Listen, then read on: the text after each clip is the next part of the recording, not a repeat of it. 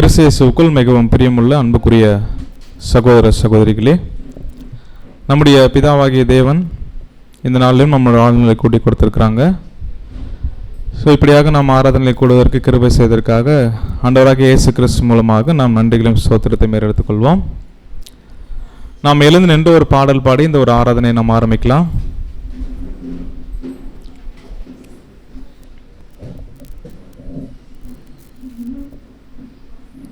பாடலை 107 இதோ மனுஷரின் மத்தியில் என்ற பாடலை நாம் எல்லோரும் சேர்ந்து பாடுவோம்.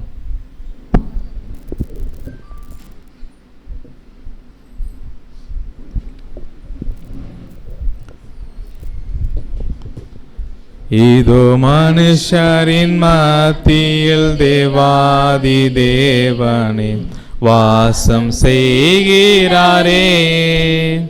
இதோ மனுஷரின் மத்தியில் தேவாதி தேவனே வாசம் செய்கிறாரே. தேவன் தாபரிக்கும் ஸ்தலமே தம் ஜனத்தாரின் மத்தியிலாம். தேவன் தாபரிக்கும் ஸ்தலமே தம் ஜனத்தாரின் மத்தியிலாம். தேவன் தாம் அவர்கள் தேவனாயிருந்தே கண்ணீர் யாவையும் துடைக்கிறாரே. தேவன் தாம் அவர்கள் தேவனாயிருந்தே கண்ணீர் யாவையும் துடைக்கிறாரே. இதோ மனுஷரின் மத்தியில் தேவாதி தேவனே வாசம் செய்கிறாரே. தேவ ஆலயமும் அவரே, தூய ஒளி விளக்கும் அவரே. தேவ ஆலயமும் அவரே, தூய ஒளி விளக்கும் அவரே. ஜீவனாலே தம் ஜனங்களின் தாகம் தீர்க்கும் சுத்த ஜீவநதியும் அவரே. ஜீவனாலே தம் ஜனங்களின் தாகம் தீர்க்கும் சுத்த ஜீவநதியும் அவரே. இதோ மனுஷரின் மத்தியில் தேவாதி தேவனே வாசம் செய்கிறாரே. மகிமை நிறை பூரணமே மகா பரிசுத்த ஸ்தலம் அதுவே. மகிமை நிறை பூரணமே மகா பரிசுத்த ஸ்தலம் அதுவே. என்றும் துதியுடனே அதன் வாசலுள்ளே எங்கள் பாதங்கள் நிற்கிறதே. என்றும் துதியுடனே அதன் வாசலுள்ளே எங்கள் பாதங்கள் நிற்கிறதே. இதோ மனுஷரின் மத்தியில் தேவாதி தேவனே வாசம் செய்கிறாரே. சீயோனே உன் வாசல்களை ஜீவதேவனே நேசிக்கிறார். சீயோனே உன் வாசல்களை ஜீவதேவனே நேசிக்கிறார். சீர்மிகுந்திடும் சுவிசேஷந்தனை கூறி உயர்த்திடுவோம் உம்மையே. சீர்மிகுந்திடும் சுவிசேஷந்தனை கூறி உயர்த்திடுவோம் உம்மையே. இதோ மனுஷரின் மத்தியில் தேவாதி தேவனே வாசம் செய்கிறாரே.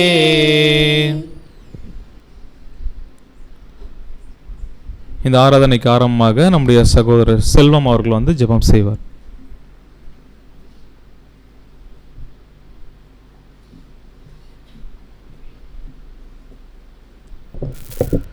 நம் அனைவரும் ஜெபம் செய்வோம்.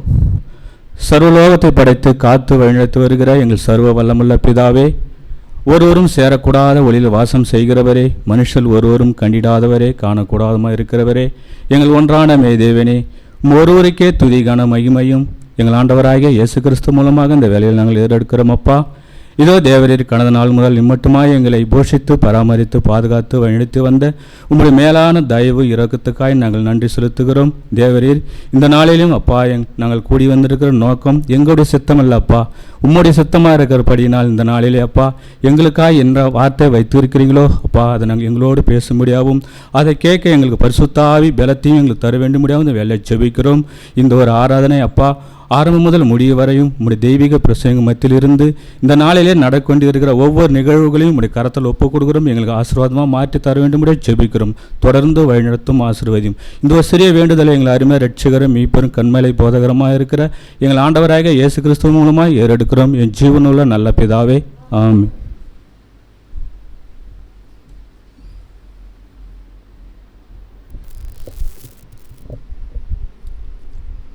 விசுவாச பிரமாணம் நாம் எல்லோரும் சேர்ந்து வாசிக்கலாம். தாம் ஒருவராய் சாவாமையுள்ளவரும் ஒருவரும் சேரக்கூடாத ஒளியில் வாசம் பண்ணுகிறவரும் ஆதி அந்தமில்லாத ஏக சத்ராதிபதியுமான யெகோவா என்னும் நாமமுள்ள ஒன்றான மெய்தேவனையே விசுவாசிக்கிறோம். அவருடைய விரைப்பெறான குமாரனும் நம்முடைய கர்த்தரும் இரட்சகருமான இயேசு கிறிஸ்துவையும் விசுவாசிக்கிறோம். இவர் அதரிசனமான தேவனுடைய தரிசரூபமும் சர்வ சிருஷ்டிக்கும் முந்தின பேருமானவர். தேவன் இவரை கொண்டும் இவருக்கென்றும் உலகங்களை எல்லாம் உண்டாக்கி இவரையே சர்வத்துக்கும் சுதந்திரவாளியாகவும் நியமித்தார். எல்லாம் இவருக்குள் நிலைநிற்கிறது என்று விசுவாசிக்கிறோம். இவர் தேவகுமாரனாய் இருந்தும் தேவனுக்கு சமமாயிருக்க எண்ணாமல் அக்கிரமங்களால் ஜீவனை இழந்த மனுஷர் பேரில் மனதுருகி தம்மை தாமே வெறுமையாக்கி மனிதனாகி எல்லாரையும் மீட்கும் பொருளாக தம்முடைய ஜீவனையே கொடுத்து தேவனுக்கும் மனுஷருக்கும் சமாதானத்தை உண்டு பண்ணினார் என்றும் விசுவாசிக்கிறோம். ஆதலால் தேவன் இவரை மருத்துவந்து எழுப்பி தம்மை போல் குமாரனும் ஜீவனருக்கு அருள் செய்து எல்லாவற்றுக்கும் மேலாக உயர்த்தி தம்முடைய வல்லமையின் வலது பரிசில் வீட்டிற்க செய்தார் என்றும் விசுவாசிக்கிறோம். இவரே தேவனுக்கும் மனுஷருக்கும் மத்தியஸ்தராகவும் சபையாகிய சரீரத்துக்கு தலையாகவும் இருக்கிறார் என்றும் விசுவாசிக்கிறோம். இவர் பரலோகத்துக்கு ஏறி தாம் வாக்குத்தத்தம் பண்ணின உன்னதத்து வரும் பலனாகிய பரிசுத்த ஆவியை விசுவாசில் அடங்கிய சபைக்கு அருளி தேவ சித்தத்தை அவர் வெளிப்படுத்தி பலியின் ஜீவியத்தில் அவர்கள் நடத்தி வருகிறார் என்றும் விசுவாசிக்கிறோம். பிதா குறித்த காலத்தில் இவர் பலியின் மரணத்துக்குட்பட்டு முதலாம் உயிர்த்தெழலையும் தம்முடைய சபையாகிய சகல பரிசுத்தவான்களோடும் இப்பூமியை நீதியாய் நியாயம் தீர்த்து சகல துரைத்தனத்தையும் அதிகாரத்தையும் வல்லமையும் பரிகரித்து என்றும் அறியாத தம்முடைய நீதியுள்ள அரசாட்சி ஸ்தாபிப்பார் என்றும் விசுவாசிக்கிறோம். மரணமடைந்த மற்றவர்கள் கிறிஸ்துவின் அரசாட்சி காலத்தில் தன் வரிசையிலே உயிர்ப்பிக்கப்பட்டு அவர் தம்முடைய மரணத்தினால் சம்பாதித்த நித்திய ஜீவனுடைய வழிநடத்தப்பட்டு பூரணப்படுவார்கள். ஆனால் மனப்பூர்வமாய் சீர்திருந்தாதவர்கள் இரண்டாம் மரணத்திலே அழிக்கப்படுவார்கள் என்றும் விசுவாசிக்கிறோம். எல்லா சத்துருக்களையும் தமது பாதபடியாக மட்டும் இவர் ஆளுகை செய்து கடைசி சத்துருவாகிய மரணத்தையும் பரிகரித்து எல்லாவற்றையும் முந்தின சீரு கொண்டு வந்து பிதாவே சகலத்திலும் சகலமாய் இருப்பதற்கு அவருக்கு ராஜ்யத்தை ஒப்பு கொடுத்து அவருக்கு கீழ்ப்பட்டிருப்பார் என்றும் விசுவாசிக்கிறோம். ஆமீன். நம்ம எல்லாம் உட்காரலாம்.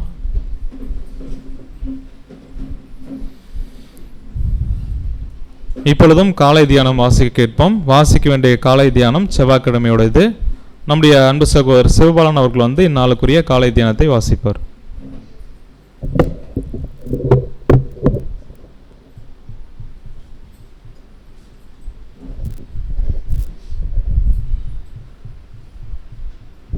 தேவனுக்கே மகிமை உண்டாதாக. இன்ற நாளைக்குள்ளே காலை தியானம். உன்னுடைய கண்களை மூடி, ஒரு நிமிடம் உன்னுடைய கண்களை மூடி, பாவத்தினால் இன்னும் நடைபெற்று கொண்டிருக்கும் துன்பம், சீரழிவு, விசனம் மற்றும் கவலைகள் அனைத்தையும் உன்னுடைய கண்முன் நிறுத்தி உன்னுடைய மனக்கண்களின் முன் பரிபூர்ணமான பூமியின் மகிமை நிறுத்துவாயாக. பாவத்தின் ஒரு சிறு கரை கூட புதிய சமுதாயத்தின் அமைதியையும் சமாதானத்தையும் கெடுக்காது. ஒரு கேடான சிந்தனையோ அன்பற்ற பார்வையோ வார்த்தையோ இருக்காது.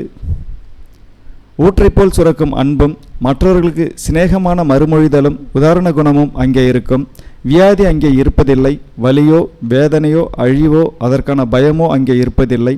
நல்ல உடல்நலம், இதுவரை கண்டிராத மனிதனுடைய பூரண அழகும் பரிபூரண மனுக்குலமும் அங்கே நீடிய அன்பும் நிலைத்திருக்கும்.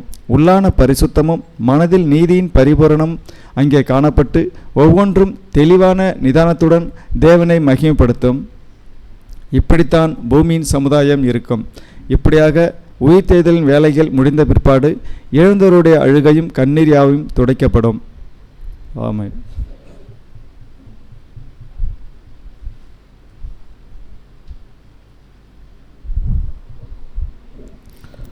இந்நாளுக்குரிய பரலோக மன்னாவை வாசிக்க கேட்போம். நம்முடைய சகோதரர் அப்துல் ரஹ்மான் அவர்கள் வந்து இந்நாளுக்குரிய பரலோக மன்னாவை வாசிப்பார்.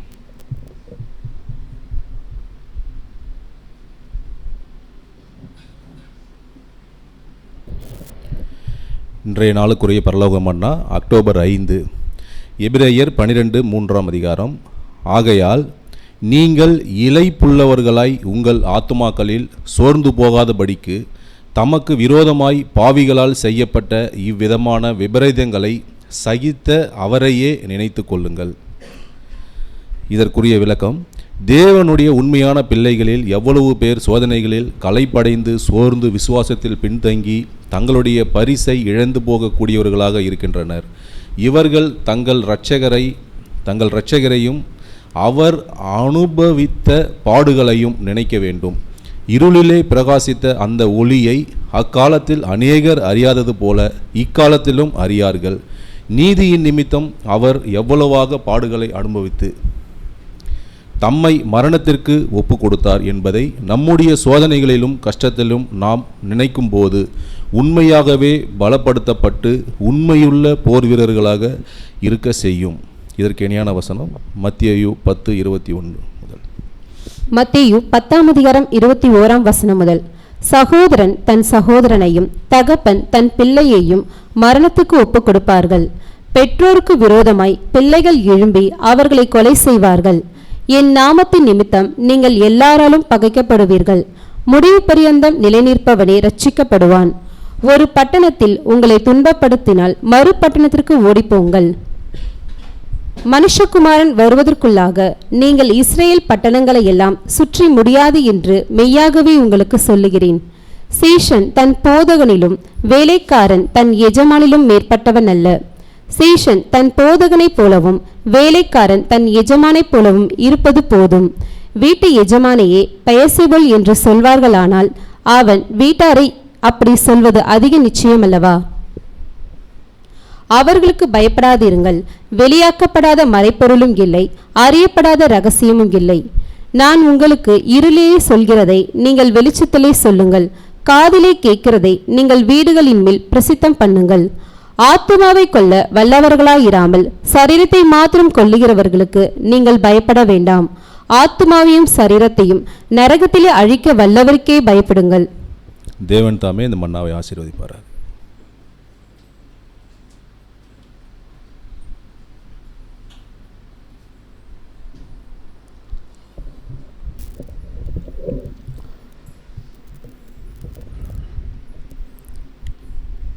அன்புக்குரிய சகோதர சகோதரிகளே, இந்த நாளிலும் பரலோக மன்னாவுக்காக நாம் தேவனுக்கு நன்றிகள் எடுத்துக்கொள்வோம்.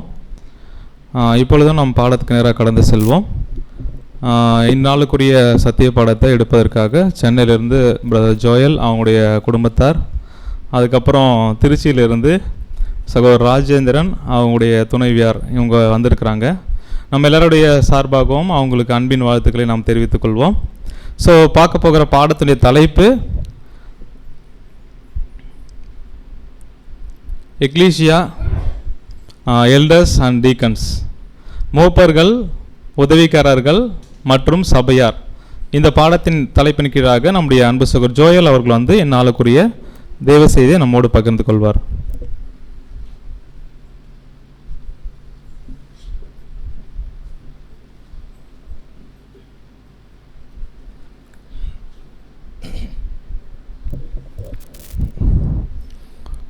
கிறிஸ்துவுக்குள் மிகவும் அன்பாய் அழைக்கப்பட்ட அன்புக்குரிய சகோதர சகோதரிகளே, தேவனுடைய பெரிதான கிருபையினாலே இன்றும் கூட நாம் சகோதர சகோதரிகளாக முகமுகமாய் காண்பதற்கு தேவன் பாராட்டின இந்த ஒரு சூழ்நிலைக்காக நம்ம நன்றியை எடுத்துக்கொள்ளலாம் கிறிஸ்துவின் மூலமாக.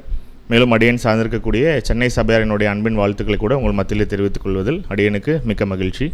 ஸோ இன்றும் கூட தேவனுடைய பெரிதான கிருபையினால் நாம் இந்த பாண்டிச்சேரி எக்லிஷியாவினுடைய அந்த ஒரு டிவைன் அரேஞ்ச்மெண்ட்டுக்குள்ளாக நம்ம கடந்து செல்வதற்கு முன்பாக நாம் ஒரு சில விஷயங்கள் வந்து பார்ப்பதற்காக நம்ம இந்த ஒரு சூழ்நிலையில் கூட நம்ம ஒன்று கூடியிருக்கிறோம்.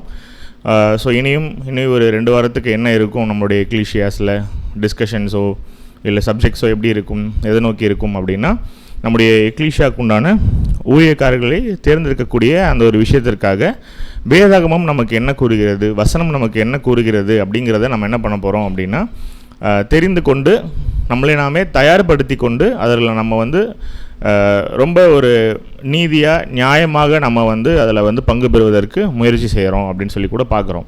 ஸோ அப்படி இருக்கும்பொழுது சகோதரர் சொன்ன விதமாக இன்றைக்கி நம்ம பார்க்கக்கூடிய பாடத்தினுடைய தலைப்பு வந்து மூப்பர்கள், உதவிக்காரர்கள் மற்றும் சபை. So elders, deacons and ecclesia. So இதில் ரொம்ப ஒரு சிம்பிளான பாடம், ரொம்ப புரிந்துக்கிறதுக்கு ரொம்ப எளிமையான ஒரு விஷயம்தான். நம்ம வருஷம் கேட்கக்கூடிய விஷயம்தான். பட் இருந்தாலும் அதில் சின்ன சின்ன டீட்டெயில்ஸ் மட்டும் நம்ம இன்றைக்கி வந்து பார்க்கலாம். ஸோ முதலாவது, இந்த ஒரு எக்லீஷியாவில் ஊழியர்களை தேர்ந்தெடுக்கக்கூடிய ஒரு விஷயம் வந்து பாண்டிச்சேரி எக்லீஷியாவுக்கு புதுசுங்களா? இல்லை. எத்தனை வருஷமாக நடந்துகிட்ருக்கு பாண்டிச்சேரியில்? 4 இயர்ஸாக நடந்துகிட்ருக்கு இல்லைங்களா, ஸ்கிரிப்சர்ஸ் படி. ஸோ அப்படி இருக்கும்பொழுது அநேகருக்கு இங்கே இருக்கக்கூடிய நமக்கு சில நேரங்களில் என்ன தாட் வரலாம் அப்படின்னா, இது வருஷம் நடக்கணுமா? போன வருஷம் எப்படி இருந்ததோ இந்த வருஷமும் அப்படி தான் இருக்குது அப்படின்ற சில திங்கிங் இருக்கும். ஒருவேளை நமக்கு நிறையா இதனுடைய புரிதல் இல்லை அப்படின்னா இந்த மாதிரியான தாட்ஸ் மைண்டுக்கு வர்றதுக்கு வாய்ப்புகள் உண்டு. அதாவது வருட இதுதான் பிரதர் நடக்குது, இது ஒன்றும் புதுசு இல்லை, எங்களுக்கு தெரியும் இது இப்படி தான் நடக்கும்னு. ஸோ யாரெல்லாம் வரப்போகிறாங்கன்னு எங்களுக்கு தெரியும், ஆனாலும் இது நாங்கள் பண்ணணுமா அப்படின்னா அதற்கு வேதம் கூறக்கூடிய பதில் என்ன அப்படிங்கிறத பார்க்கலாம். ஸோ இது புதுசு அப்படின்னு, இது வந்து இன்றைக்கி ஏதோ புதுசாக பண்ண போகிறோம் இந்த வருஷம் எலெக்ஷனில் அப்படின்னா, என்ன புதுசாக பண்ணுவோம் நம்ம அப்படின்னா, நம்மளே எந்த அளவுக்கு அதுக்கு தயார்படுத்திக்கிறோமோ அது போன வருஷத்தை விட இந்த வருஷம் கொஞ்சம் பெட்டராக இருக்கணும். ஸோ இது புதுசா அப்படின்னா புதுசு தான், நாம் எப்படி அதை அணுகிறோம் அப்படிங்கிற முறையில் தான் நம்ம இந்த ப்ரொசீஜரை வந்து நம்ம பார்க்குறோம். ஸோ நிறைய பேருக்கு இது ஒரு போரிங் ஆக்டிவிட்டி மாதிரி தோணலாம், ஆனால் அப்படி தோணக்கூடாது. ஏன்னா இது தேவ ஒழுங்கு, தேவன் ஏற்படுத்தின ஒரு ஏற்பாடு அப்படின்னு சொல்லி கூட நம்ம புரிஞ்சுக்கலாம். அப்போது தேவன் ஒரு பிளான் வச்சுருக்காரு அப்படின்னா அது போரிங்காக இருக்குமா? அது தேவையில்லாத மாதிரி தோணுமா நமக்கு? அப்படின்னா நாம் என்ன பண்ணலை அப்படின்னா, தேவனுடைய பிளானை வந்து ப்ராப்பராக புரிஞ்சுக்காததுனால நமக்கு அந்த மாதிரியான மாம்சீக சிந்தைகள் என்ன பண்ணலாம், சில நேரம் நம்முடைய எண்ணங்களில் வந்து வரலாம். ஸோ தேவன் ஏற்படுத்தின ஏற்பாடு இந்த எக்லீஷியாவினுடைய ஒரு தேர்தல், ஒரு தெய்வீக ஏற்பாடு அப்படின்னு சொல்லி கூட பார்க்குறோம். யாராவது நம்மக்கிட்ட வந்து, ஏன் உங்கள் எக்லீஷியாவில் நீங்கள் வந்து இந்த தேர்தல் நடத்தணும், இது மிகவும் அவசியமா, நீங்கள் நிறைய வசனங்கள் கொடுக்குறீங்க, பட் இருந்தாலும் தேவன் இதற்கு என்ன பதில் வைக்கிறாரு, தேவன் நமக்கு சொல்லக்கூடிய வார்த்தை என்ன அப்படின்னு கேட்டிங்கன்னா, அதான் இந்த ஸ்லைடில் போட்டிருக்கோம். எக்லீஷியாவினுடைய ஊழியக்காரர்களை தேர்ந்தெடுக்கக்கூடிய இந்த ஒரு காரியம் மனிதர்கள் ஏற்படுத்தின ஒரு விஷயம் கிடையாது, இது ஒரு தெய்வீக ஒரு ஏற்பாடு அப்படின்னு சொல்லி கூட பார்க்குறோம். எப்படி அப்படின்னா, தேவன் அப்போஸ்தலர்களை கொண்டு நமக்கு சத்திய காரியங்களை வந்து அதிகம் வந்து நமக்கு வந்து பகிர்ந்திருக்காங்க. இன்றைக்கி சத்தியம் நம்ம கையிலலாம் வந்து சேர்ந்துருக்கு அப்படின்னா, கிறிஸ்துவுக்கு பிற்பாடு அதிகம் அதில் பிரயாசப்பட்டவர்கள் யார் அப்படின்னா, அவருடைய அடிச்சுவடுகளை பின்பற்றின அப்போஸ்தலர்கள் தான். ஸோ அவங்க நமக்கு என்ன டீச் பண்ணுறாங்க அப்படின்னு சொல்லி பார்க்கும்பொழுது கூட, உதாரணத்துக்கு இந்த அப்போஸ்தலர் 14:21 வசனங்கள் வாசிக்கலாம் நீங்கள். அப்போஸ்தலர் 14:21 அந்த பட்டணத்தில் அவர்கள் சுவிசேஷத்தை பிரசங்கித்து அநேகரை சீஷராக்கின பின்பு லீஸ்தராவுக்கும் இக்கோனியாவுக்கும் அந்தியோகியாவுக்கும் திரும்பி வந்து. ஓகே, இந்த வசனம் என்ன சொல்லுது அப்படின்னா, ஒரு ஊருக்கு போகிறாங்க, ஊருக்கு போயிட்டு என்ன பண்ணுறாங்க, இந்த ஊரில் வந்து காஸ்பல் ப்ரீச்சிங் பண்ணுறாங்க, சுவிசேஷத்தை வந்து என்ன பண்ணுறாங்க, பிரசங்கிக்கிறாங்க. ஃபஸ்ட்டு பிரசங்கித்ததுனால அதனுடைய அவுட்புட் என்ன அப்படின்னா, அநேகர் என்ன பண்ணுறாங்க, சீஷர்களாகிறாங்க கிறிஸ்துவுக்கு. ஸோ சத்தியத்தை வந்து ஏற்றுக்கொண்டு இவங்க அடுத்தது என்ன பண்ணுறாங்க அப்படின்னா, அடுத்த இடங்களுக்கு போகிறாங்க. போகும்பொழுது கூட அந்த இடத்த என்ன பண்ணிட்டு போகிறாங்க அப்படிங்கிறதான் ரொம்ப முக்கியம். இந்த 22வது வசனம் வாசிக்கலாம். அப்போஸ்தலர் 14:22 சீஷருடைய மனதை திடப்படுத்தி விசுவாசத்தில் நிலைத்திருக்கும்படி அவர்களுக்கு புத்தி சொல்லி, நாம் அநேக உபத்திரங்களின் வழியாய் தேவனுடைய ராஜ்யத்தில் பிரவேசிக்க வேண்டும் என்று சொன்னார்கள். ஓகே, ஃபஸ்ட்டு என்ன பண்ணுறாங்க அப்படின்னா, ஒரு ஊர் எடுத்துக்கிறாங்க. அந்த ஊருக்கு பிரயாணப்பட்டு போகிறாங்கன்னா அவங்களுடைய வேலையே என்னவாக இருந்தது அப்படின்னா, தேவனுடைய வார்த்தைகளை வந்து பகிரக்கூடிய ஒரு காரியம் தான் செஞ்சுட்டு இருந்தாங்க. அப்போஸ்தலர்களுடைய ஊழியமே அப்படி தான் இருந்தது. ஸோ அவங்க வந்து சுவிசேஷத்தை பிரசங்கிக்கிறாங்க, அநேகர்களை வந்து கிறிஸ்துவுக்குள்ளாக சீஷர்களாக மாற்றுறாங்க. அதற்கு பிற்பாடு அவங்களுடைய மனதை வந்து என்ன பண்ணுறாங்க அப்படின்னா திடப்படுத்துகிறாங்க. ஏன்னா சத்தியத்துக்குள்ளே புதுசாக யாராவது வராங்க அப்படின்னாலும் நிச்சயம் என்ன இருக்கணும், அவங்களுக்கு நிறைய ட்ரையல்ஸ் வரலாம். ஸோ அதில் அவங்க எந்த அளவுக்கு உறுதிப்பட்டு இருக்கணும் அப்படிங்கிறத கூட, விசுவாசத்தில் அவங்க எவ்வளோ ஸ்ட்ராங்காக இருக்கணும் அப்படிங்கிறதெல்லாம் சொல்லிட்டு அவங்க எப்படி தான் பிரவேசிக்கணும் அப்படின்னா, எப்படி இன்றைக்கி புது சிருஷ்டி வளருவதற்கு ஒரு சாதகமான சூழ்நிலை இருக்காது அப்படின்னு சொல்கிறோமோ, அந்த கால சபைகள்லேயும் அவங்களுக்கு நிறைய பிரச்சனைகள் இருக்கும் பொழுது, லிட்ரலாக வரும்பொழுது, ஸோ அதை எப்படி அவங்க ஓவர் கம் பண்ணணும், எப்படி அதை அவங்க கடந்து போகணும் அப்படிங்கிற ஒரு காரியத்தை கூட சொல்லிட்டு அவங்க என்ன பண்ணுறாங்க அப்படின்னா, இந்த 23ஆம் வசனம் வாசிச்சிடலாம் சகோதரி. அப்போஸ்தலர் 14ஆம் அதிகாரம் 23ஆம் வசனம். அல்லாமலும் அந்தந்த சபைகளில் அவர்களுக்கு மூப்பர்களை ஏற்படுத்தி வைத்து உபவாசித்து ஜெபம் பண்ணி அவர்கள் விசுவாசித்து பற்றி கொண்ட கர்த்தருக்கு அவர்களை ஒப்புவித்தார்கள்.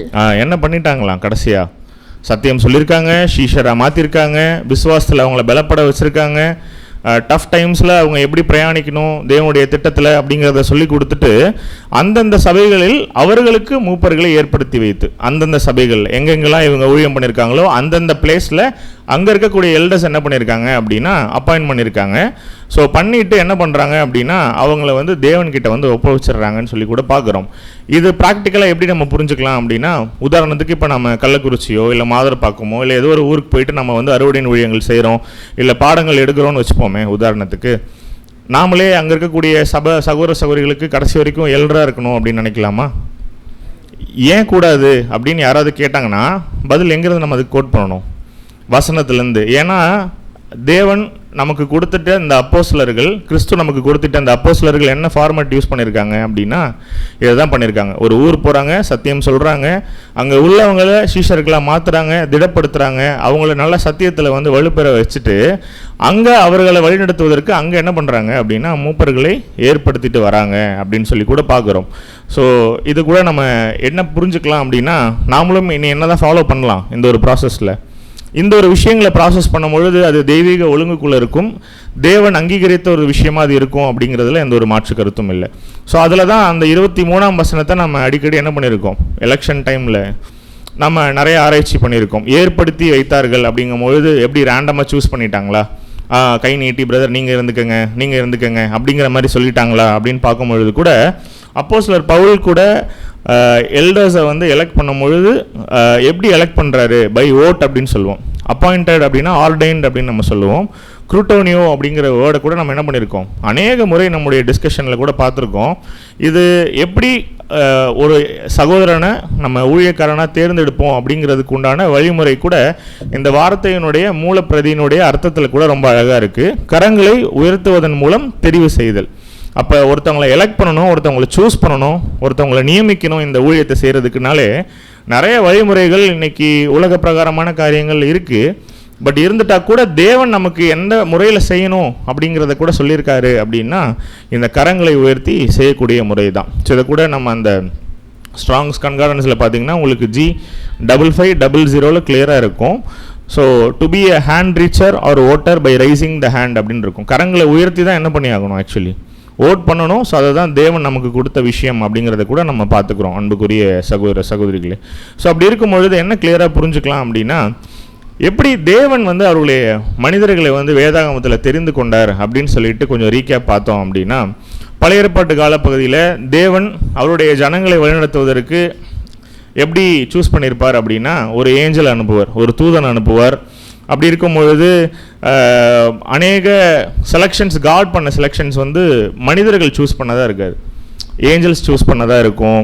ஆனால் இதே ஃபார்மேட் இங்கே நடக்குமா இன்றைக்கி லிட்ரலாக அப்படின்னு கேட்டிங்கன்னா, இன்றைக்கி இந்த நியூ டெஸ்டமெண்ட்டுக்குள்ளே அந்த பீரியடுக்கு அப்புறமே நீங்கள் பார்த்துட்டிங்கன்னா ஒருத்தவங்களை ஊழியக்காரர்களை தேர்ந்தெடுக்கக்கூடிய வேலைக்கு தூதர்கள் என்ன பண்ண மாட்டாங்க, வரமாட்டாங்க, தேவன் அனுப்ப மாட்டார். என்ன ரீசன் அப்படின்னா, அந்த பொறுப்பு யாருடைய கரங்களில் இருக்குது அப்படின்னா நம்முடைய எக்லீஷியாவுடைய சபையினுடைய கரங்களில் இருக்குது. அதை நம்ம டைட்டில் பார்த்தோம், ஜஸ்ட் எல்டர்ஸ் அண்ட் டீக்கன்ஸ் அப்படின்னு முடிச்சிருக்கலாம்.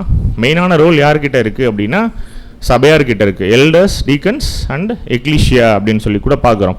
அப்போ என்ன கிளியராக புரிஞ்சுக்கலாம் அப்படின்னா, அநேக முறைகள் வந்து சில பேர் கூட கான்ட்ரவர்ஷியலாக சில முரண்பாடான சில கருத்துக்களை கூட நம்ம மத்தியில் சில பேருக்கு எழும்புவதற்கு வாய்ப்புகள் உண்டு. என்ன அப்படின்னா, அப்போஸ்தலர்களை வந்து ரீப்ளேஸ் பண்ணும்போது என்ன பண்ணுறாங்க, யார் அந்த 12வது அப்போஸ்தலராக இருக்கணும் அப்படிங்கிறத சூஸ் பண்ணுறதுல கூட நிறைய குழப்பங்கள் ஏற்படுது.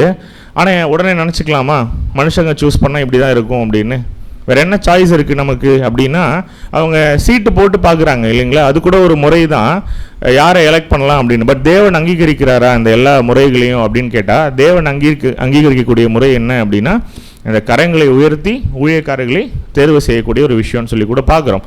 அப்போது எப்படி தேவனுடைய செலெக்ஷன் இன்னைக்கு இந்த சுவிசேஷ யுகத்தில் எப்படி இருக்குது அப்படிங்கிறத இன்றைக்கி நம்ம பாடத்தில் கூட நம்ம ரொம்ப அழகாக பார்க்கலாம். அப்படி ஒரு சபையில் ஒருவேளை நம்ம கரங்களை உயர்த்தி நம்ம சகோதரர்களை வந்து தேர்வு செய்யும் பொழுது அந்த சபை எப்படி இருக்கும் அப்படிங்கிறதுக்கு இந்த எபேசியரில் உள்ள வசனங்கள் வந்து உதாரணம். எபேசியர் 4:11-12 வாசிக்கலாம். எபேசியர் 4ஆம் அதிகாரம் 11ஆம் வசனம் மற்றும் 12ஆம் வசனம். மேலும் நாம் அனைவரும் தேவனுடைய குமாரனை பற்றும் விசுவாசத்திலும் அறிவிலும் ஒருமைப்பட்டவர்களாகி கிறிஸ்துவினுடைய நிறைவான வளர்ச்சியின் அளவுக்கு தக்கதாக பூர்ண புருஷர் ஆகும் வரைக்கும் பரிசுத்தவான்கள் சீர்பொருந்தும் பொருட்டு சுவிசேஷ ஊழியத்தின் வேலைக்காகவும் கிறிஸ்துவின் சரீரமாகிய சபையானது பக்தி விருத்தி அடைவதற்காகவும். இந்த வசனம் முடிந்த பிற்பாடு என்ன வரும் அப்படின்னா இந்த 13ஆம் வசனம் கூட அதையும் கண்டினியூஸாக வாசிச்சிடலாம். எபேசியர் 4ஆம் அதிகாரம் 13ஆம் வசனம். அவர் சிலரை அப்போஸ்தலராகவும் சிலரை தீர்க்கதரிசிகளாகவும் சிலரை சுவிசேஷகராகவும் சிலரை மேய்ப்பராகவும் போதகராகவும் ஏற்படுத்தினார். ஓகே, அப்போ என்ன கிளியராக புரிஞ்சுக்கலாம் அப்படின்னா அன்புக்குரிய சகோதர சகோதரிகளே, இந்த ஒரு சபையில் நீங்கள் நம்ம ப்ராப்பராக நம்ம கரங்களை உயர்த்தி ஊழியக்காரர்களை தேர்வு செய்தால் என்ன நடக்கும் அப்படின்னா இந்த எபேசியர் உள்ள வசனம் தான் நடக்கும்.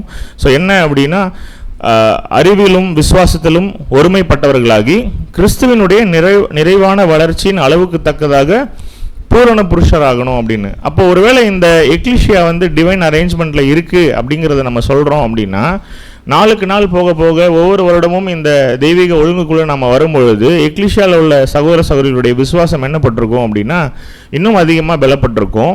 ஒற்றுமை எப்படி இருக்கும், இந்த விசுவாசத்தை அடிப்படையாக கொண்டு ஒரு ஒன்னஸ் இன்னும் அதிகமாக பில்டாக இருக்கும், ஒரு ஒருமைப்பாடு அதிகமாக பில்டாக இருக்கும். அதே நேரத்தில் ஒரு நிறைவான வளர்ச்சியை எட்டுவதற்கு உண்டான ஒரு சூழ்நிலைகளில் நம்மளுடைய வளர்ச்சி எப்படி இருக்கும் அப்படின்னா இந்த ஆவிக்குரிய வளர்ச்சி வந்து நாளுக்கு நாள் இம்ப்ரூவ் ஆகிட்டே இருக்கும் அப்படின்னு சொல்லி கூட பார்க்குறோம். அதை எப்படி பார்க்கலாம் அப்படின்னா உதாரணத்துக்கு நம்முடைய எக்லிஷியாவை எடுத்துக்கலாம் எக்ஸாம்பிளாக. டிவைன் அரேஞ்ச்மெண்ட்குள்ளே வந்து இந்த எக்லிஷியா எப்படி க்ரோ ஆகுது அப்படிங்கிறத உங்களாலையும் விட்னஸ் பண்ண முடியும், அருகில் இருக்கக்கூடிய மற்ற எக்லிஷியாஸ்னாலும் என்ன பண்ண முடியும், பார்க்கும்பொழுது எந்த அளவுக்கு இந்த ஒரு சபை சத்தியத்தில் வந்து வளருது அப்படிங்கிறத என்ன பண்ண முடியும், நிச்சயமாகவே விட்னஸ் பண்ண முடியும். அப்படி இருக்கும் பொழுது ஒரு பூரண புருஷராகக்கூடிய ஒரு சூழ்நிலைக்கு எல்லாருமே நம்ம வளரும் பொழுது பரிசுத்தவான்கள் சீர்பொருந்தும் பொருட்டு சுவிசேஷ ஊழியத்தின் வேலைக்காகவும் கிறிஸ்துவின் சரீரமாகிய சபையானது பக்தி விருத்தி அடைவதற்காகவும். அப்போது இந்த தெய்வீக ஒழுங்குக்குள்ளர எல்லாமே கிரமமாயும் ஒழுக்கமாயும் நடக்குது அப்படின்னா எல்லாரும் சீர்பொருந்தப்படுவார்கள், எல்லாரும் பக்தி விருத்தி அடைவார்கள் அப்படின்னு சொல்லி கூட பார்க்குறோம். அப்போது எதன் நிமித்தம் இவங்க பக்தி விருத்தி அடைவாங்க, எதன் நிமித்தம் இவங்க சீர்பொருந்தப்படுவாங்க அப்படின்னா அங்கே அப்போஸ்தலர் ஊழியத்துக்கும் சில தீர்க்கதரிசன ஊழியத்துக்கும் சுவிசேஷ ஊழியத்துக்கும் மேய்ப்பராகவும் போதகராகவும் ஏற்படுத்தும் பொழுது அந்த எக்லிஷியாவில் என்ன இருக்கும் அப்படின்னா இந்த எல்லா விஷயங்களும் இருக்கும். நிறைவான வளர்ச்சி, சீர்பொருந்தின நிலைமை, பக்தி விருத்திக்கு ஏதுவான ஒரு வாழ்க்கை வந்து எப்படி இருக்கும் அந்த எக்லிஷியாலனா இருக்கும். ஸோ இந்த வசனம் கூட குறிப்பிட்டு பார்க்கும்பொழுது இதை எக்ஸ்பிளைன் பண்ணும்போது கூட பிரதர்ஸ் வந்து சொல்லுவாங்க அழகா, அப்போஸ்தலர் ஊழியம் இன்னைக்கு இல்லை. இன்னைக்கு அப்போஸ்தலர்களை தேர்ந்தெடுக்க போகிறோமா? இல்லை. அப்போஸ்தலர்கள் 12 பேர் தான், மகிமை உள்ள நட்சத்திரங்கள், அதில் மாற்று கருத்தே இல்லை. ஆனால் இன்னைக்கு அப்போஸ்தலர்களை தேர்ந்தெடுக்கக்கூடிய நீட்ஸ் இல்லை. ஆனால் இன்றைக்கி பெயர் சபைகள் என்ன பண்ணுவாங்க, எல்லாருமே அவங்க பேருக்கு பின்னாடி அப்போஸ்தலர்கள்னு போட்டுக்கிறது, இந்த மாதிரியான சில மாய்மாலங்கள் வந்து வெளியில் நடக்கும். பட் நம்மளுடைய ரோல் என்ன அப்படின்னா இன்றைக்கி அநேக தீர்க்கதரிசிகளாகவும் சுவிசேஷராகவும் மேய்ப்பராகவும் போதகராகவும் ஏற்படுத்தக்கூடிய சூழ்நிலை. சிம்பிளாக சொல்லப்போனால் மூப்பர்களை தேர்ந்தெடுக்கக்கூடிய ஒரு காரியத்தை பண்ணும்பொழுது என்ன நடக்கும் அப்படின்னா அந்த எக்லிஷியாக்குள்ளே இந்த எல்லா விஷயங்களும் உள்ளே அடங்கிடும்னு பார்க்குறோம். ஸோ இது எங்கே லிட்ரலாக ப்ராக்டிக்கலாக இம்ப்ளிமெண்ட் பண்ணப்பட்டிருக்கு அப்படின்னா அதற்கு உதாரணம் வந்து பிலிப்பியர் 1ஆம் அதிகாரம் 1ஆம் வசனம் வாசிக்கலாம். பிலிப்பியர் 1ஆம் அதிகாரம் 1ஆம் வசனம். இயேசு கிறிஸ்துவின் ஊழியக்காரராகிய பவுலும் தீமோத்தேயும் பிலிப்பு பட்டணத்தில் கிறிஸ்து இயேசுக்குள்ளான பரிசுத்தவான்கள் அனைவருக்கும் கண்காணிகளுக்கும் உதவிக்காரருக்கும் எழுதுகிறதாவது. அப்போ எப்படி அட்ரஸ் பண்ணுறாங்க ஒரு லெட்டர் எழுதும் போது கூட ஒரு ரைட்டிங்ஸில் கூட அப்படின்னா ஒரு டிவைன் அரேஞ்ச்மெண்ட்குள்ளே ஒரு சபை இருக்குது அப்படின்னா அங்கே யாரெல்லாம் இருக்கிறாங்க அப்படின்னு சொல்லி பார்த்தீங்கன்னா பரிசுத்தவான்கள் அனைவருக்கும் அப்படின்னா எக்லிஷியா மெம்பர்ஸ் நமக்கு லிட்டரலாக சொல்கிற மாதிரி புரியணும்னா கண்காணிகள். யார் கண்காணிகள்? ஆக்சுவலி எல்டர்ஸ் இருக்காங்க, உதவிக்காரர்கள் இருக்கிறாங்க, இவங்களுக்கு எழுதுகிறதாவது அப்படின்னு சொல்லிட்டு தான் அட்ரஸே பண்ணியிருக்காரு இங்கே நம்முடைய சகோதரர். அப்படி என்ன கிளியராக புரிஞ்சுக்கலாம் அப்படின்னா, எந்த ஒரு சபை தெய்வீக ஒழுங்குக்குள்ளே இருக்கோ அந்த சபைக்குள்ளர தேவன் ஏற்படுத்தின இது தெய்வீக ஒழுங்கு அப்படின்னு சொல்லிட்டு அங்கே யாரெல்லாம் இருப்பா அப்படின்னா பரிசுத்தவான்கள் இருப்பாங்க.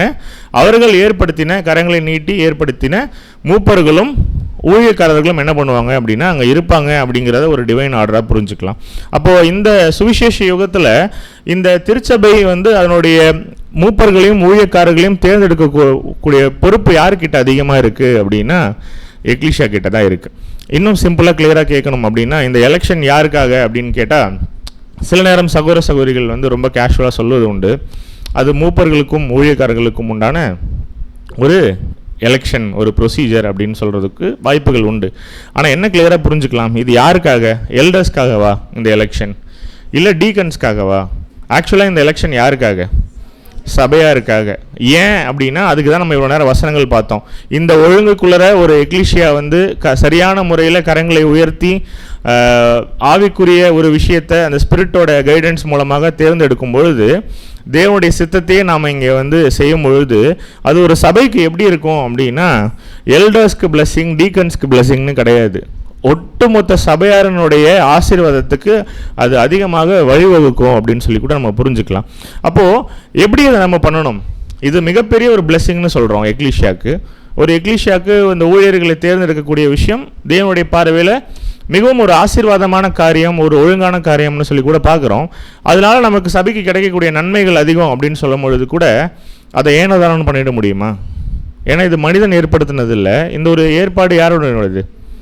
தேவன் ஏற்படுத்தினது. கிறிஸ்து நமக்கு அப்போஸ்தலர்கள் மூலமாக நமக்கு வெளிப்படுத்தின விஷயங்கள். நாம் அதை என்ன பண்ணிகிட்டு இருக்கோம்? இன்னும் அதில் அநேக விஷயங்கள் மெருகேற்றி 7ஆம் தூதனுடைய வார்த்தைகள் மூலமாக என்ன பண்ணிகிட்டு இருக்கோம்? ரொம்ப டீப்பாக படிச்சுட்டு இருக்கோம் காலங்கள் போக போக. அப்படி இருக்கும் பொழுது இதை எப்படி பண்ணலாம் அப்படின்னா, காட் ஃபியரிங் அண்ட் டிசிப்ளினாக பண்ணணும். ஏன் காட் ஃபியரிங் அண்ட் டிசிப்ளினாக பண்ணணும் அப்படின்னா, இந்த சூழ்நிலையிலுமே நாம் இந்த ஒரு முடிவை எடுக்கும் பொழுது மாம்ச பிரகாரமான ஒரு கண்ணோட்டத்தில் என்ன பண்ணிடக்கூடாது, என்றைக்குமே எடுத்துடக்கூடாது. ஒருவேளை மாம்ச பிரகாரமாக எடுத்தால் என்ன ஆகும்? அப்போ தேவனோட பிளானில் ஒரு சின்ன சேஞ்ச் பண்ணவங்களுக்கு ஆசரிப்பு கூடாரத்தில் என்ன தண்டனை? ஒருவேளை தேவன் இப்படி தான் இந்த ஆசரிப்பு கூடாரம் கட்டணும்னு ஒரு கட்டளை கொடுத்துருக்காரு, அதன்படி செய்யலை, மாற்றி செஞ்சுட்டாங்க, மரண தண்டனை இல்லைங்களா?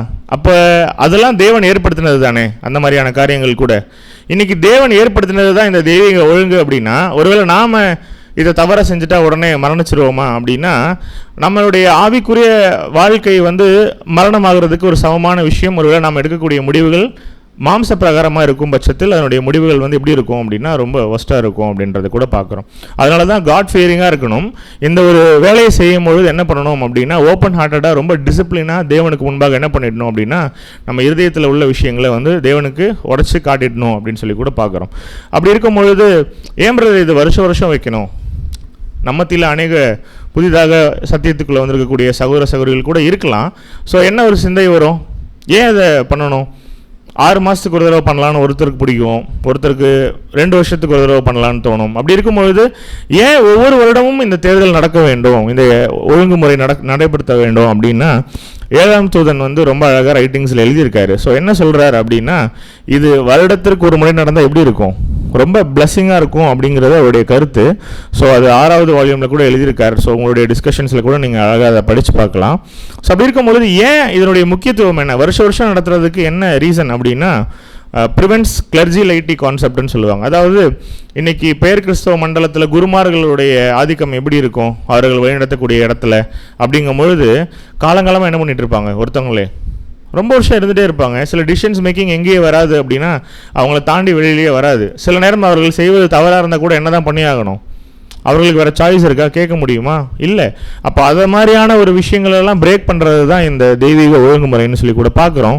அதே நேரத்தில் நம்முடைய ஸ்பிரிச்சுவல் பார்ட்டிசிபேஷன் இருக்குது இல்லையா, ஸோ இதை வந்து அது ரொம்ப இன்க்ரீஸ் பண்ணும் அப்படின்னு சொல்லி கூட நம்ம பார்க்குறோம். அதே நேரத்தில் ப்ரொமோட்ஸ் அக்கௌண்டபிலிட்டி. அக்கௌண்டபிலிட்டினா என்ன,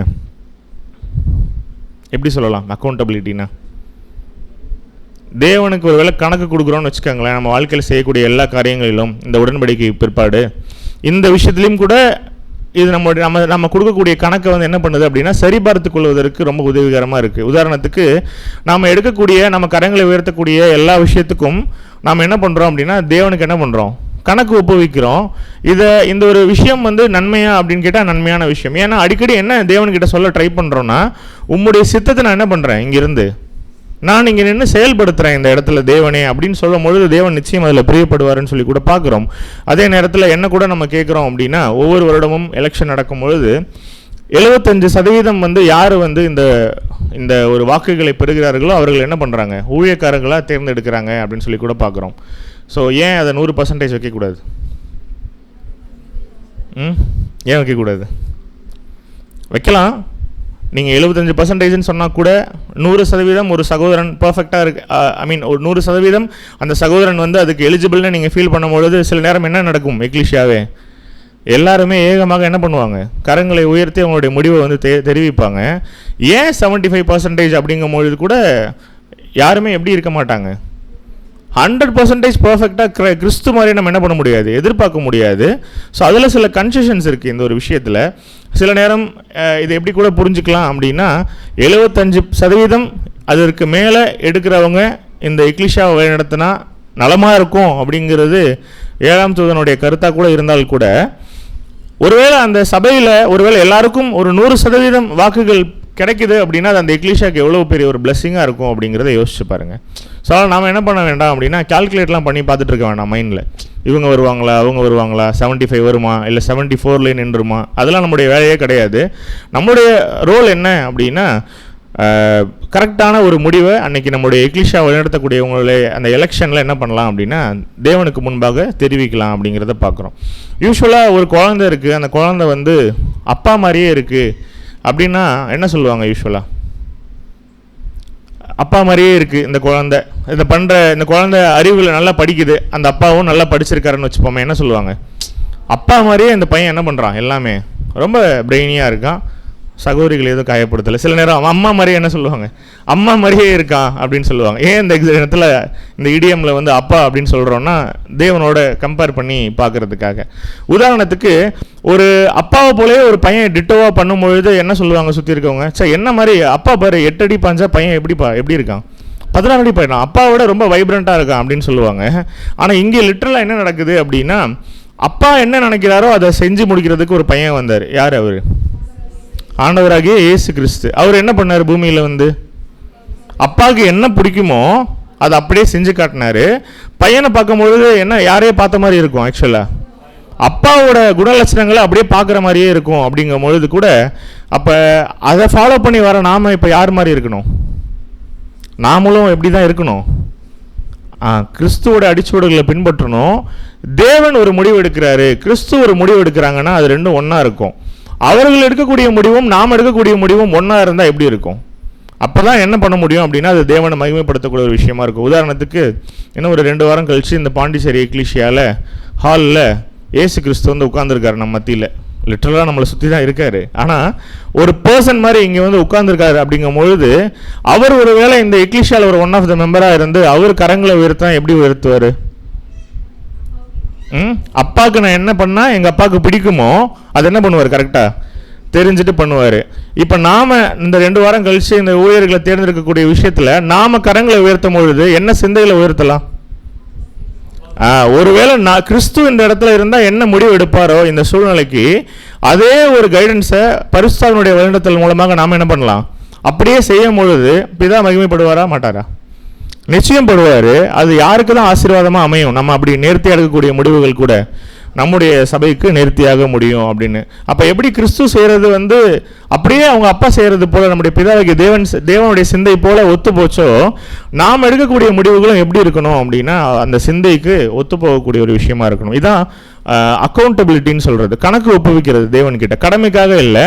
அப்பா இங்கே பாருங்கள், உம்முடைய நீர் கொடுத்த இந்த ஞானத்தில் என்னால் என்ன பண்ண முடியுமோ நான் என்ன பண்ணுறேன், பெஸ்ட்டாக ஒரு டிசிஷன் நான் என்ன பண்ணுறேன் அப்படின்னா எடுக்கிறேன் அப்படின்னு சொல்லிட்டு வசனத்தின் அடிப்படையில் எலெக்ட் பண்ணணும்.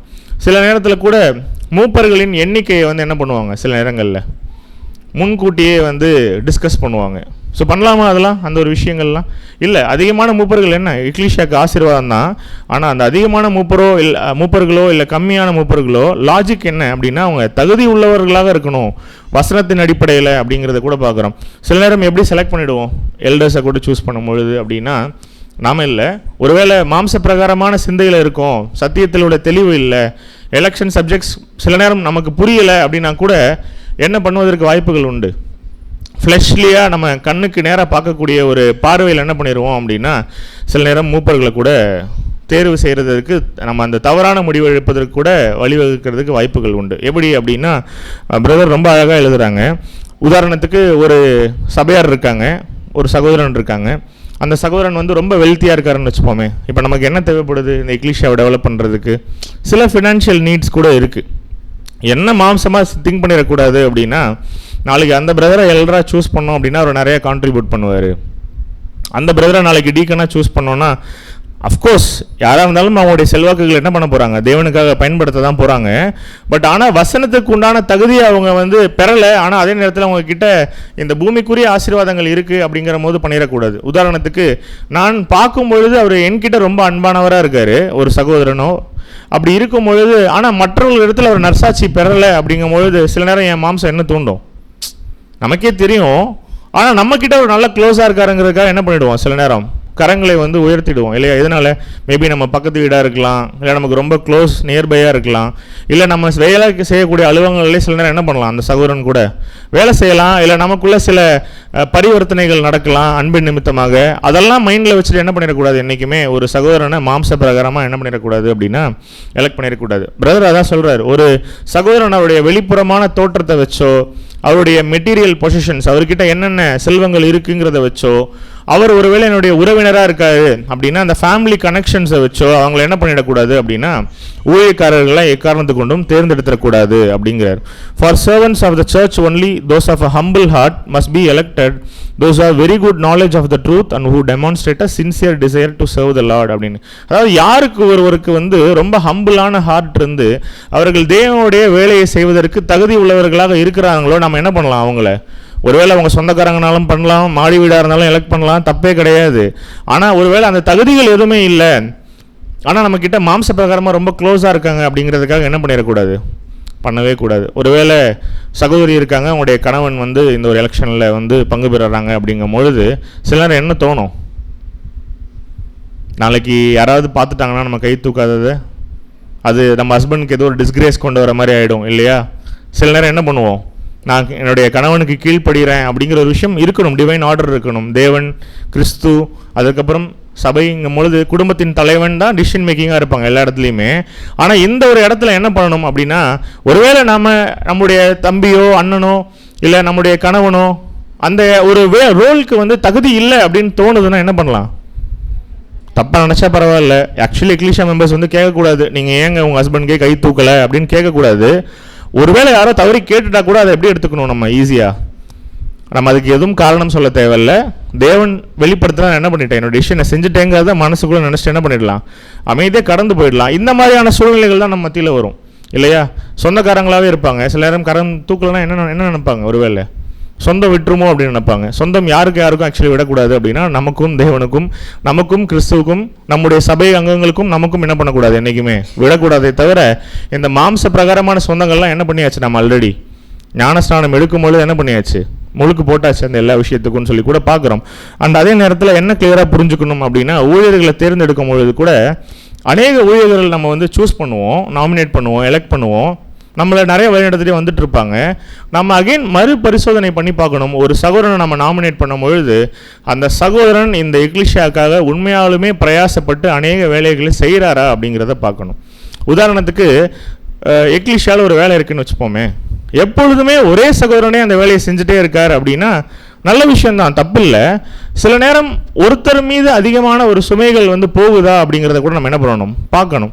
உதாரணத்துக்கு இன்னும் கிளியராக புரிஞ்சுக்கலாம் எப்படின்னா, சில நேரம் ஒரு பிரதர் வந்து ரொம்ப ஓடி உழைச்சிட்டே இருப்பார், ரொம்ப அவரை நம்ம என்ன பண்ணிடுவோம், சில நேரம் நோட்டீஸ் பண்ணுறதுக்கு என்ன பண்ணிவிடுவோம், மிஸ் பண்ணிவிடுவோம் ஜென்யூனாகவே. சில நேரங்கள் எப்படி இருக்கும், உழுந்து வேலை செய்கிறவங்க ஒருத்தவங்களாம் இருப்பாங்க. ஆனால் நம்ம என்ன பண்ணுவோம், சில நேரம் மாம்ச பிரகாரமாக வேறு யாரோ ஒருவருக்கு வந்து சில நேரங்களில் கரங்களை வந்து உயர்த்துவோம். அப்போ இதெல்லாம் கூட நம்ம பேலன்ஸ் பண்ணி பார்க்கணும். இந்த 3 வார காலம் எதுக்கு அப்படின்னா, யார் இந்த எக்லீசியாவினுடைய அந்த சபையினுடைய ஊழியங்களை செய்வதற்கு சரியானவர்கள் அப்படிங்கிறத நிதானித்து பார்க்கக்கூடிய காலப்பகுதி தான் என்ன அப்படின்னா இந்த ஒரு 3 வார காலப்பகுதி அப்படின்னு சொல்லி கூட பார்க்குறோம்.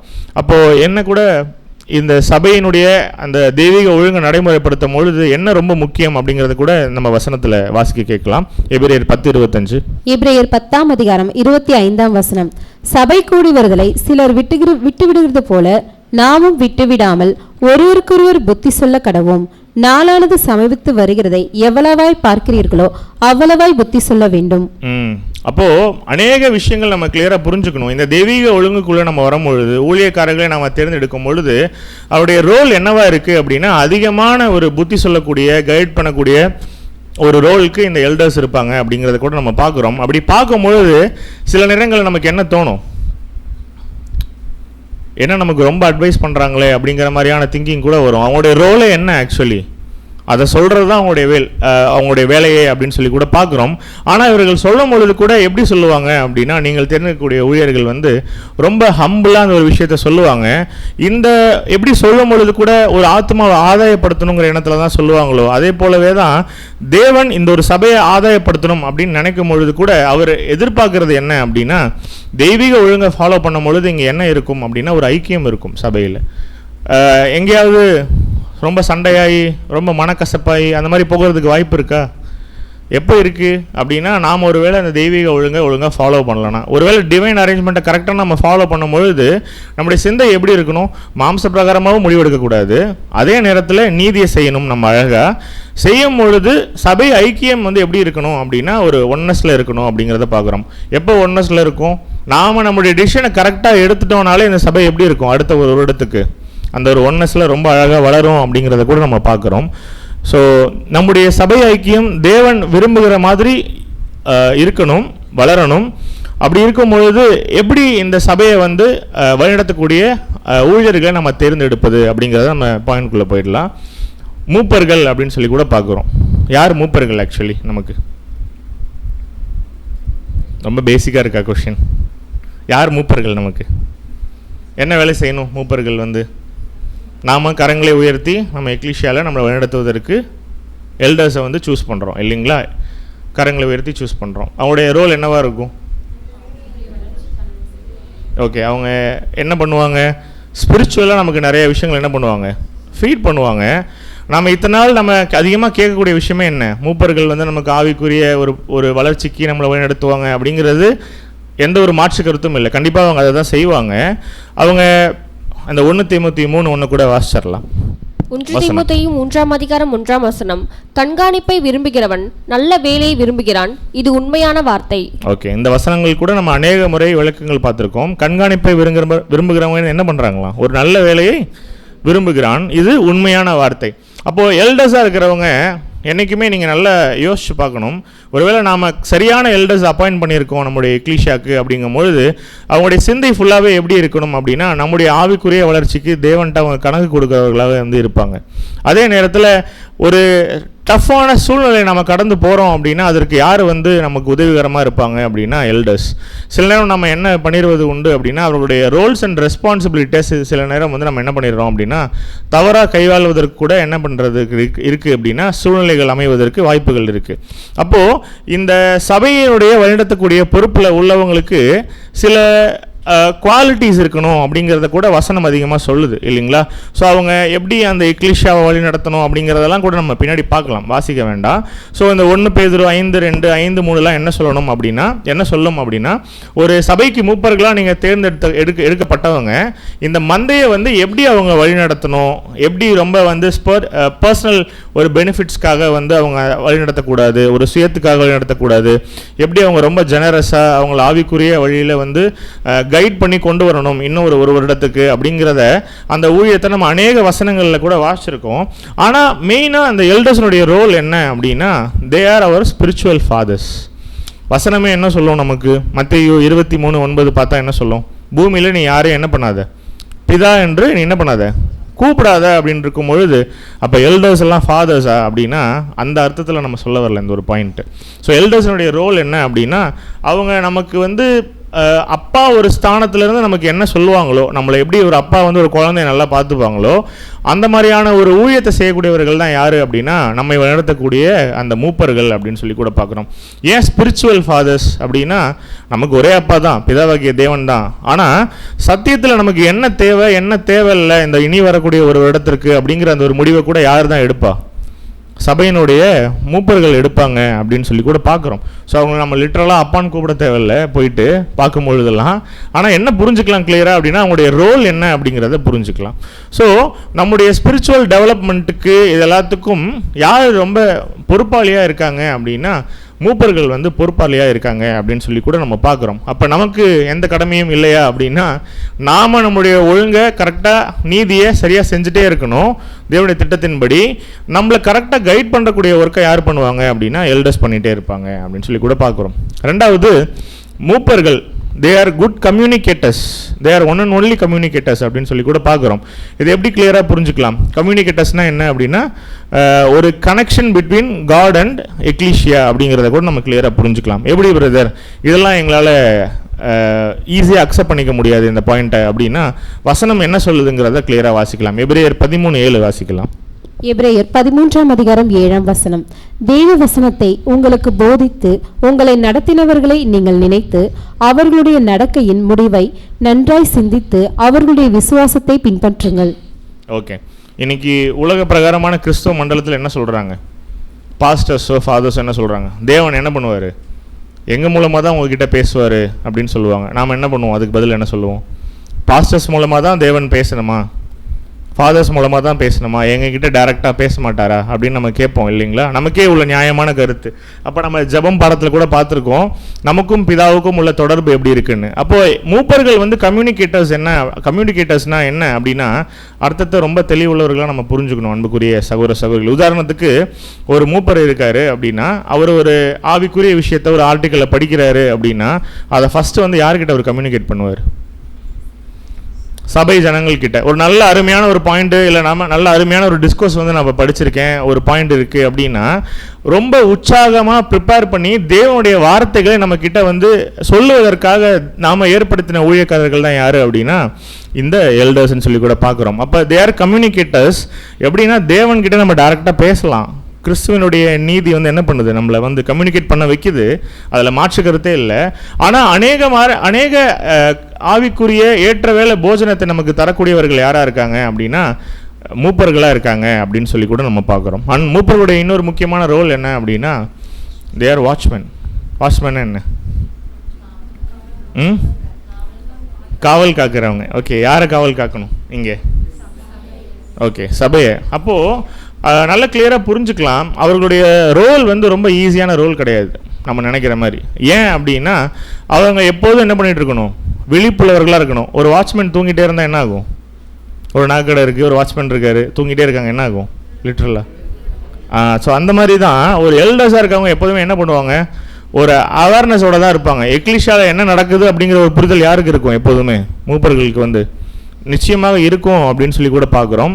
ஏன் அவங்க வாட்ச்மேன் அப்படின்னா அதான் வசனம் ரொம்ப அழகாக சொல்லுது, உங்கள் ஆத்துமாக்களுக்காக உத்தரவாதம் பண்ணுகிறவர்களாய் விழித்திருக்கிறவர்களாக இருக்கபடினால் அவர்கள் துக்கத்தோடே அல்ல சந்தோஷத்தோடே அதை செய்யும்படி அவர்களுக்கு கீழ்ப்படிந்து அடங்குங்கள். அவர்கள் துக்கத்தோடே அப்படி செய்தால் அது உங்களுக்கு பிரயோஜனமாக இருக்க மாட்டாது.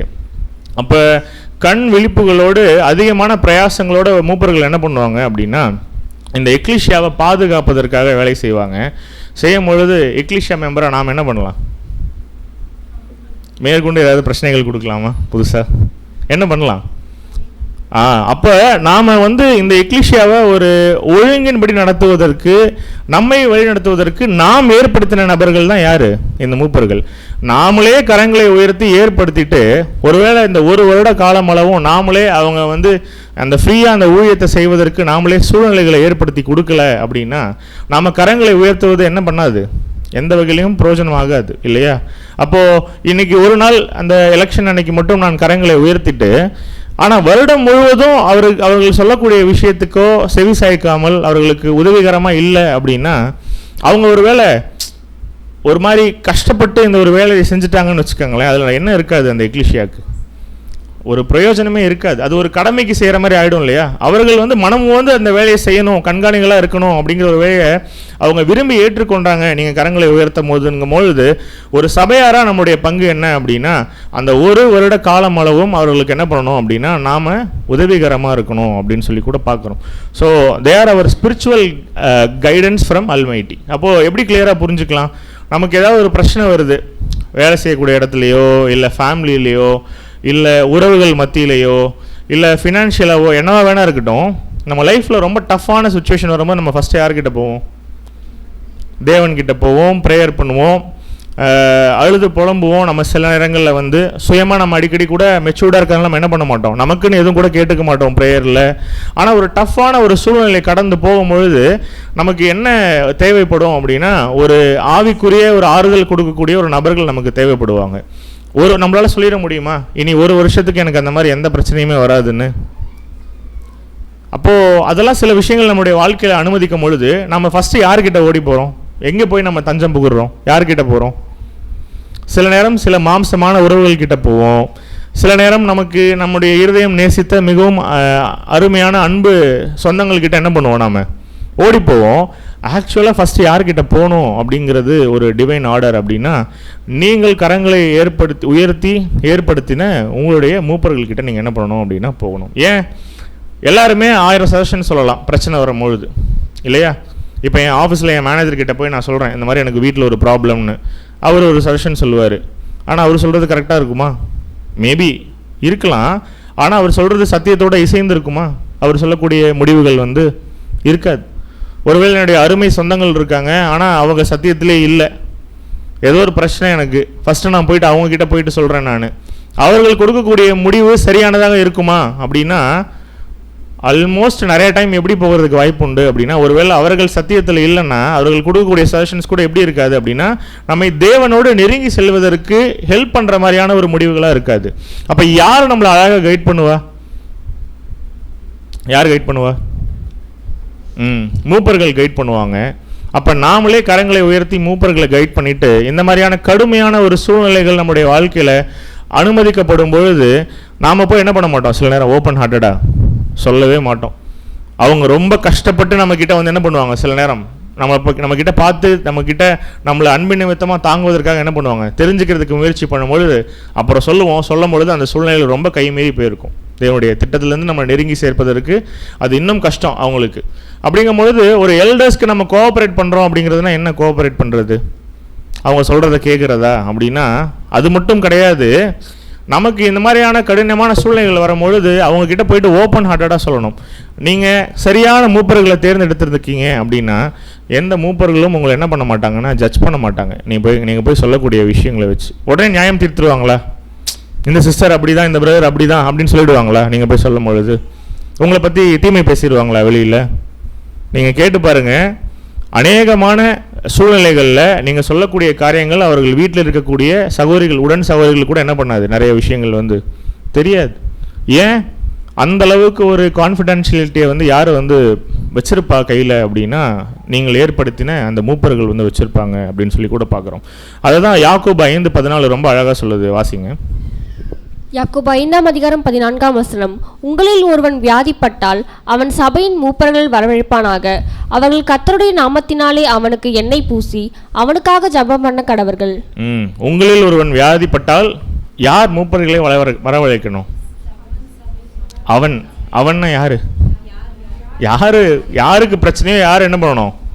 அவங்க தான் போகணும். அவங்களாவே கிளம்பி வருவாங்க. நோட்டீஸ் பண்ணாங்கன்னா ஒருவேளை ஏதோ ஒரு விஷயம் சரியாக போகலை அப்படின்னா, ஒருவேளை நம்ம வியாதிப்பட்டிருக்கோம் அப்படிங்கிறது நமக்கு தெரியுதுன்னா நம்ம என்ன பண்ணலாம், உடனே போயிட்டு எல்டர்ஸ் கிட்ட என்ன பண்ணலாம், ஓப்பன் ஹார்ட்டடா இந்த மாதிரி எனக்கு இப்படிலாம் சில தாட்ஸ் வருது, சில பிரச்சனைகள் இருக்குது, ஓவர் கம் பண்ணுறதுக்கு நீ எனக்கு கைட் பண்ணுங்க அப்படின்னு சொன்னால் என்ன பண்ணுவாங்க? நிச்சயமாக அந்த சகோதரர்கள் வந்து ரொம்ப அழகாக நம்மளை கைட் பண்ணுவாங்கன்னு சொல்லி கூட பார்க்குறோம். அதான் அவர்கள் கர்த்தருடைய நாமத்தினாலே அவனுக்கு எண்ணெய் பூசி அவனுக்காக ஜெபம் பண்ண கடவர்கள் அப்படின்னு. அப்போது என்ன கிளியராக புரிஞ்சுக்கலாம், அவங்க உடனே எல்லாத்தையும் மாற்றிடுவாங்க அப்படின்னா நமக்காக என்ன பண்ணுவாங்க, ஆவிக்குரிய வார்த்தைகளை சொல்லி தேவன் இந்த விஷயத்தில் என்ன நம்மக்கிட்ட எதிர்பார்க்குறாரு, நாம் எப்படி பிஹேவ் பண்ணணுங்கிற ஒரு விஷயத்த பரிசுத்த ஆவியின் மூலமாக நமக்கு என்ன பண்ணுவாங்க, அழகாக வெளிப்படுத்துவாங்க, நமக்கு சொல்லி கொடுப்பாங்க, நம்மளை கைப்பிடிச்சு என்ன பண்ணுவாங்க, அந்த சூழ்நிலையை கடந்து போவதற்கு உதவிகரமாக இருப்பாங்க இந்த மூப்பர்கள்னு சொல்லி கூட பார்க்குறோம்.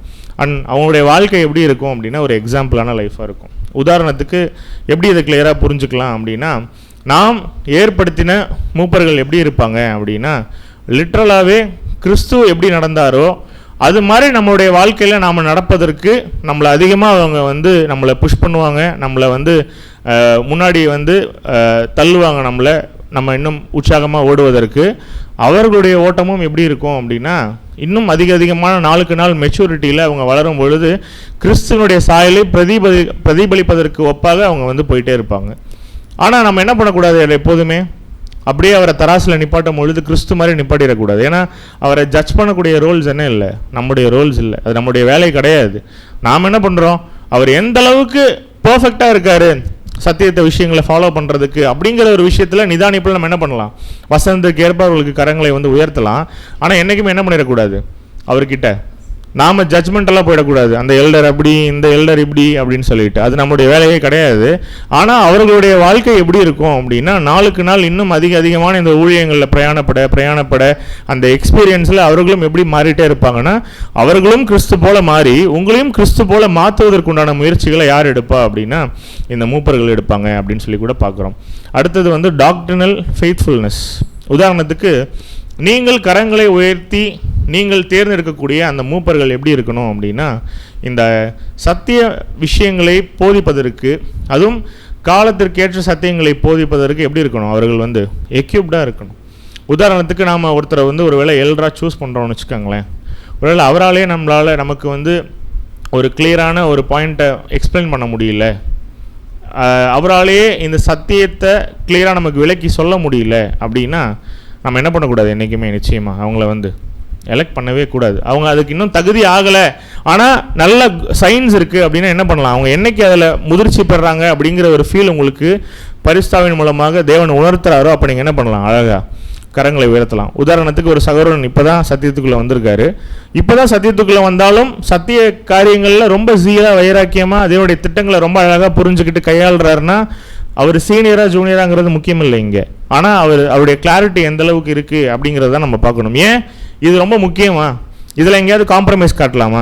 ஒருவேளை தேவனுடைய திட்டமே அவர்களுக்கு புரியல, ஆனாலும் நல்ல கேரக்டரோடு இருக்காங்க, அவர்களை நம்ம மூப்பர்களாக தேர்ந்தெடுத்தால் என்ன பிரச்சனை வரும் நமக்கு? நாளைக்கு நமக்கு ஏதாவது பிரச்சனைன்னு சொல்லி வரும்பொழுது அவங்களால என்ன பண்ண முடியாது, கிளியராக சத்தியத்தின்படி நம்மளே என்ன பண்ண முடியாது அப்படின்னா வழிநடத்த முடியாதுன்னு சொல்லி கூட பார்க்குறோம். ஸோ இதெல்லாம் ஒரு சில காரியங்கள் நாம் என்ன பண்ணணும் அப்படின்னா, ஒரு மூப்பர்களை தேர்ந்தெடுப்பதற்கு முன்பாக நாம் இதெல்லாம் மைண்டில் வச்சுக்கணும். அவங்க எப்படி இருக்காங்க, ஸோ அவங்களுடைய ஸ்பிரிச்சுவாலிட்டி எப்படி இருக்குது, அவங்களுடைய ஸ்பிரிச்சுவல் மெச்சூரிட்டி எப்படி இருக்குது, ஸோ காலத்திற்கேற்ற சத்தியங்களை பகிர்ந்து கொடுப்பதில் கிளியராக இருக்காங்களா, அந்த டாக்டரினல் கிளாரிட்டி. உதாரணத்துக்கு, யாரோ ஒருத்தவங்க வராங்க, உள்ளே உட்காடுறாங்க, லேமன்ஸ்லேருந்து இங்கே உட்காந்துருக்காங்கன்னு வச்சுப்போம். ப்ரேயர் முடியுது, லாஸ்ட்டில் உட்காந்துருக்காங்க, நம்ம யாரும் இன்வைட் பண்ணலை. உள்ள எக்லிஷியாவுக்குள்ளே ஏதோ ஒரு குழப்பத்தை ஏற்படுத்துகிறாங்கன்னு வச்சுப்போம். ஏற்படுத்தும் பொழுது நாம் ஏற்படுத்தின மூப்பர்கள் என்ன பண்ணுவாங்க, வசனத்தின்படி அவங்க சொல்கிறது எப்படி தப்பு, எது சரியான ஒரு சத்தியம், தேவனுடைய திட்டம் என்ன அப்படிங்கிறத போதிக்கிறதுக்கு இவங்க என்ன இருக்கணும், ஆக்சுவலி எக்யூப்டாக இருக்கணும் அந்த இடத்துல. அந்த மாதிரியான ஒரு சூழ்நிலைகள் வரும்பொழுது நீங்கள் ஏற்படுத்தின மூப்பர்கள் என்ன பண்ணுவாங்க, நிச்சயமாக இதுதான் சத்தியம், அது தப்பு அப்படிங்கிறத என்ன பண்ணுவாங்க, அழகாக வசனத்தின் அடிப்படையில் எக்ஸ்பிளைன் பண்ணுவாங்க. ஸோ அப்படி எக்ஸ்பிளைன் பண்ணக்கூடிய இந்த எக்லிஷியாவை அழகாக ஸ்பிரிச்சுவலாக ப்ரொடெக்ட் பண்ணக்கூடிய ஒரு மூப்பர்களை தான் என்ன பண்ணணும் அப்படின்னா நம்ம சூஸ் பண்ணணும் அப்படின்னு சொல்லி கூட பார்க்குறோம். அப்படி ஒருவேளை இருக்கக்கூடிய சகோதரர்களை நம்ம சூஸ் பண்ணால் அவங்க என்ன கொடுப்பாங்க எக்லிஷியாக்காக? வாசிக்கலாம், யோவான் 10:11 வாசிக்கலாம். யோவான் 10:11. நானே நல்ல மேய்ப்பன் ஆடுகளுக்காக தன் ஜீவனை கொடுக்கிறான். இந்த வசனம் கிறிஸ்துவுக்கு ரொம்ப அழகாக சூட் ஆகும், அதில் எந்த மாற்று கருத்தும் இல்லை. ஆனால் இன்னைக்கு இந்த கடைசி காலங்களில் சபை நடத்தக்கூடிய சகோதரர்கள் கூட நீங்கள் எலெக்ட் பண்ணுறீங்க அவங்கள எல்டர்ஸா அப்படின்னா அவங்க எப்படி அதை பாதுகாப்பாங்க அப்படின்னா ரொம்ப அழகாக தன் ஜீவனையும் கொடுப்பாங்களாம். ஜீவனை கொடுப்பாங்கன்னா என்ன, ஜீவனை கொடுக்குறதுனா என்ன, அப்படியே ஜீவனை கொடுக்குறதுனா நமக்காக மறிக்கிறதா அப்படின்னா அவங்க எடுக்கக்கூடிய எல்லா பிரயாசங்களும் எப்படி இருக்கும், அட் எனி காஸ்ட். அவங்களுக்கு அதில் எந்த லாஸ் ஆனாலும் பரவாயில்ல, ஒரு சகோதரனையோ சகோதரியோ ஆயத்தப்படுத்துறதுக்கு என்ன பண்ணுவாங்க, எந்த அளவுக்கும் ரொம்ப ஹம்பிளாக இறங்கி போயிட்டு கேரக்டர் காட்டிட்டு அதுக்காக சில இழப்புகள் அவங்க சந்திக்க நேரிட்டால் கூட சபைக்காக உண்மையாக என்ன பண்ணுவாங்க அப்படின்னா தோள் கொடுப்பாங்க அப்படின்னு சொல்லி கூட பார்க்குறோம். இந்த வசனம் ரொம்ப அழகாக சொல்லும். ஒரு மேய்ப்பன் வந்து என்ன பண்ணணும் அப்படின்னா, ஒரு பிரச்சனை எக்லீஷியால அப்படின்னு வரும்பொழுது என்ன பண்ணணும், நின்று அந்த மந்தையை வந்து பாதுகாக்கணும். ஒருவேளை மேய்ப்பன் இருக்காங்க, ஓனாய் உள்ளே வரும்பொழுது மேய்ப்பனே ஓடிட்டா என்ன ஆகிடும்? அடுத்தது அந்த ஆடுகள் வந்து ஓனாயை வந்து பீறி போடும்னு சொல்லி பார்க்குறோம் இல்லையா? ஸோ அப்போ ஒரு நல்ல மேய்ப்பன் எப்படி இருப்பாங்க, ஒரு நல்ல மூப்பர் எப்படி இருப்பாங்க அப்படின்னா, ஒரு எக்லிஷியாவுக்கு ஒரு டஃப்பான ஒரு சூழ்நிலை ஒருவேளை தேவன் அனுமதிக்கிறார் அப்படின்னா அந்த டைமில் ரொம்ப அழகாக எந்திரிச்சு ஹம்பிளாக என்ன பண்ணிவிடுவாங்க அப்படின்னா இந்த மூப்பர்கள் வந்து கேரக்டர் காட்டிடுவாங்க. நம்ம ஆல்ரெடி பார்த்த பாயிண்ட் தான். ஸோ நம்ம அதிகமாக டிஸ்கஸ் பண்ணல. ஒரு தவறான சத்தியம் உள்ளே வருது, நாமளே ஒரு பெரிய டிஸ்கஷன் பண்ணிகிட்டு இருக்கோம். ஏதோ ஒரு பாயிண்ட் யாரோ ஒரு பிரதர் சொல்கிறாங்க, சில புரிதல் இல்லை, தவறாக சொல்லிடுறாங்கன்னு வச்சுப்போமே. உதாரணத்துக்கு இப்போது பெரையன் நடக்கும்பொழுது அந்த சகோதரன் என்ன பண்ணி ஆகணும், அதை வந்து அப்படியே விட்டுறலாமா? கரெக்ட் பண்ணுவாங்க. எதனால்? நாளைக்கு ஒரு வேளை அவர் அந்த ஒரு குழப்பத்திலே இருப்பார். அந்த குழப்பம் என்ன ஆகும், அடுத்தது கொஞ்சம் கொஞ்சமாக சபை மக்களுக்குள்ளே அவர் அதை கேள்வியாக கேட்கும் பொழுதோ அந்த சிந்தை உள்ளே போகும்பொழுதோ பரவிட்டே இருக்கும். அவர் கேட்டது என்னமோ சின்ன கேள்வியாக இருக்கும், பட் அதை கரெக்டாக அட்ரஸ் பண்ணலாமல் விட்டுட்டோம் அப்படின்னா தவறான உபதேசங்களும் போதனைகளும் என்ன ஆகிறதுக்கு வாய்ப்பு இருக்குது அப்படின்னா சபை ஜனங்களை பாதிப்பதற்கு வாய்ப்பு இருக்குது. ஸோ இந்த மாதிரியான ஒரு பிரச்சனைகள்லேருந்து கூட யார் நம்மளை வந்து பாதுகாப்பாங்க அப்படின்னா எக்லிஷியா எல்டர்ஸ் வந்து நம்மளை ப்ரொடெக்ட் பண்ணுவாங்க அப்படின்னு சொல்லி கூட பார்க்குறோம். வசனம் ரொம்ப அழகாக இருக்கும். உங்களிலும் சிலர் எழும்பி சீஷர்களை தங்களிடத்தில் இழுத்துக்கொள்ளும்படியே மாறுபாடானவர்களை என்ன பண்ணுவாங்கன்னா போதிப்பாங்க. வெளியேந்து வருவாங்களா? எங்கே இருந்தாவது நான் சொன்ன மாதிரி லேமன்ஸ்லேருந்து வந்து யாராவது வந்து நம்மளை பிரச்சனைக்குள்ளே இழுத்துட்டு போவாங்களா? நமக்குள்ளேயே என்ன இருக்குது அப்படின்னா சத்தியத்தினுடைய வெளிச்சத்தில் சில டிஃப்ரென்சஸ் இருக்குது. உதாரணத்துக்கு நமக்கு அதிக வெளிச்சம் நம்முடைய சபைக்கு தேவன் அனுமதிக்கிறாருங்கும் போது நம்ம என்ன பண்ணுவோம், ரொம்ப டீப்பான பாயிண்ட்ஸை இன்னும் அழகாக ரொம்ப அழகாக டிஸ்கஸ் பண்ணிருப்போம். ஒரு சில எக்லிஷியாஸ்க்கு தேவன் வெளிச்சத்தை ஒட்டுமொத்தமாக கொடுத்துட்டாலும் அவர்கள் இன்னும் அந்த வெளிச்சத்தினுடைய பாதையில் நடக்காததுனால சில நேரம் என்ன இருக்கிறதுக்கு வாய்ப்பு இருக்குது அப்படின்னா சில கான்செப்ட்ஸோ சில சத்தியங்களோ புரிவதற்கு ஒரு தொய்வான வாய்ப்பு இருக்குது அவங்களுக்கு. அப்போ இப்போ என்ன கிளியராக புரிஞ்சுக்கணும் அப்படின்னா நம்ம எக்லிஷியாக்குள்ளேயே ஒரு வேளை யாருக்காவது கிளாரிட்டி இல்லை யாராவது ஸ்பிரிட் வந்து கரப்ட் ஆகிருக்கு, நல்லா தான் இருந்தாங்க, சத்தியத்தில் நல்லா தான் இருந்தாங்க, என்னமோ அவங்களுக்குள்ள சில மாற்றங்கள் நடந்திருக்கு, இப்போ அவங்களுடைய ஸ்பிரிட் சரியில்லை அப்படின்னா அவர்கள் எக்லிஷியாவை வஞ்சிக்கிறதுக்கு என்ன இருக்குது, வாய்ப்புகள் அதிகமாக இருக்குது. ஸோ இதை கூட யார் தான் தடுப்பாங்க அப்படின்னா நாம் ஏற்படுத்தின இந்த மூப்பர்கள் வந்து தடுப்பாங்க அப்படின்னு சொல்லி கூட நம்ம பார்க்குறோம். அப்போது நிறைய வசனங்கள் கூட பார்த்துட்டோம். அந்த மூப்பர்களுடைய ஒர்க் எப்படி இருக்கும், அவங்க மிகவும் ஒரு நல்ல முறையில் இந்த மந்தையை மேய்ப்பாங்க, நல்ல எக்யூப்டாக இருப்பாங்க, நல்ல மந்தைகளை வந்து கைட் பண்ணுவாங்க, ப்ரொடெக்ட் பண்ணுவாங்க. தன் அந்த மந்தைக்காக மந்தையின் ஆடுகளுக்காக உயிரையே கொடுக்கக்கூடிய ஒரு மேய்ப்பனாக யார் இருப்பாங்க அப்படின்னா நாம் கரங்களை உயர்த்தி ஏற்படுத்தின சரியான மூப்பர்கள் வந்து இருப்பாங்க அப்படின்னு சொல்லி கூட பார்க்குறோம். ஸோ மூப்பருடைய ஊழியத்துக்கு எப்படி நாம் சூஸ் பண்ணுறது? வசனம் என்ன சொல்லுதுங்கும் போது இந்த 1 தீமோத்தேயு 3:1-7, தீத்து 1:5-9, 1 பேதுரு 5ஆம் அதிகாரம் 1-3 இதெல்லாம் நீங்கள் படிச்சிங்கன்னா வருஷம் நம்ம படிக்கக்கூடிய விஷயம்தான். போதக சமர்த்தனாக இருக்கணும், தன் சொந்த குடும்பத்தை நன்றாய் நடத்துகிறவர்களாக இருக்கணும், ஆரோக்கியமான உபதேசத்தினாலே புத்தி சொல்லக்கூடியவர்களாக இருக்கணும், எதிர் பேசுகிறவர்களை கண்டனம் பண்ண வல்லவனாக இருக்கணும். இப்போ இந்த ரோல்லாம் இருக்காங்களா அப்படிங்கிறத நீங்கள் என்ன பண்ணணும், இன்னும் ஒரு 3 வார காலம் அளவுக்கு இந்த வசனங்களை தியானித்து பார்த்துட்டு இப்போயே போக வேண்டாம். அவங்க மைண்டுக்குள்ளே நாமினேஷன் நடக்கும், அந்த நாமினேஷன் ஆகி அடுத்தது அவங்க எலெக்ட் ஆகிறதுக்கு உண்டான அந்த காலப்பகுதி இருக்கு இல்லையா, அந்த டைமில் என்ன பண்ண வேண்டாம், போயிட்டு ஒவ்வொருத்தர் டேப்பை என்ன பண்ண வேண்டாம், நம்ம சர்வே எடுக்கலாமா, தீத்துபடி தீமோத்தேயுபடி இந்த சகோதரன் கரெக்டாக இருக்காரா, பேப்பர் எடுங்க, அப்படியே செக் பாக்ஸை டிக் போட்டுட்டே வாங்க அப்படின்னு போட்டுகிட்டே இருக்கலாமா? ஒருவேளை நான் தவறாக முடிவு எடுத்துட்டா நான் டிஸ்கஸ் பண்ணி எடுக்கிறேனே இந்த முடிவை எல்லாரோடையும் சேர்ந்து அப்படின்னா பரிசுத்தாவே நமக்கு என்ன பண்ணும், ரொம்ப அழகாக சில விஷயங்களை வெட்ட வெளிச்சம் போட்டு காட்டும். அப்போ நாம் என்ன பண்ணலாம் அப்படின்னா இதை ஈவன் நம்மளுடைய ஃபேமிலி மெம்பர்ஸ் கூட என்ன பண்ண வேண்டாம்னா டிஸ்கஸ் பண்ண வேண்டாம். நாம் என்ன பண்ணலான்னா ரொம்ப அழகாக மைண்டில் ஃபிக்ஸ் பண்ணிக்கலாம்.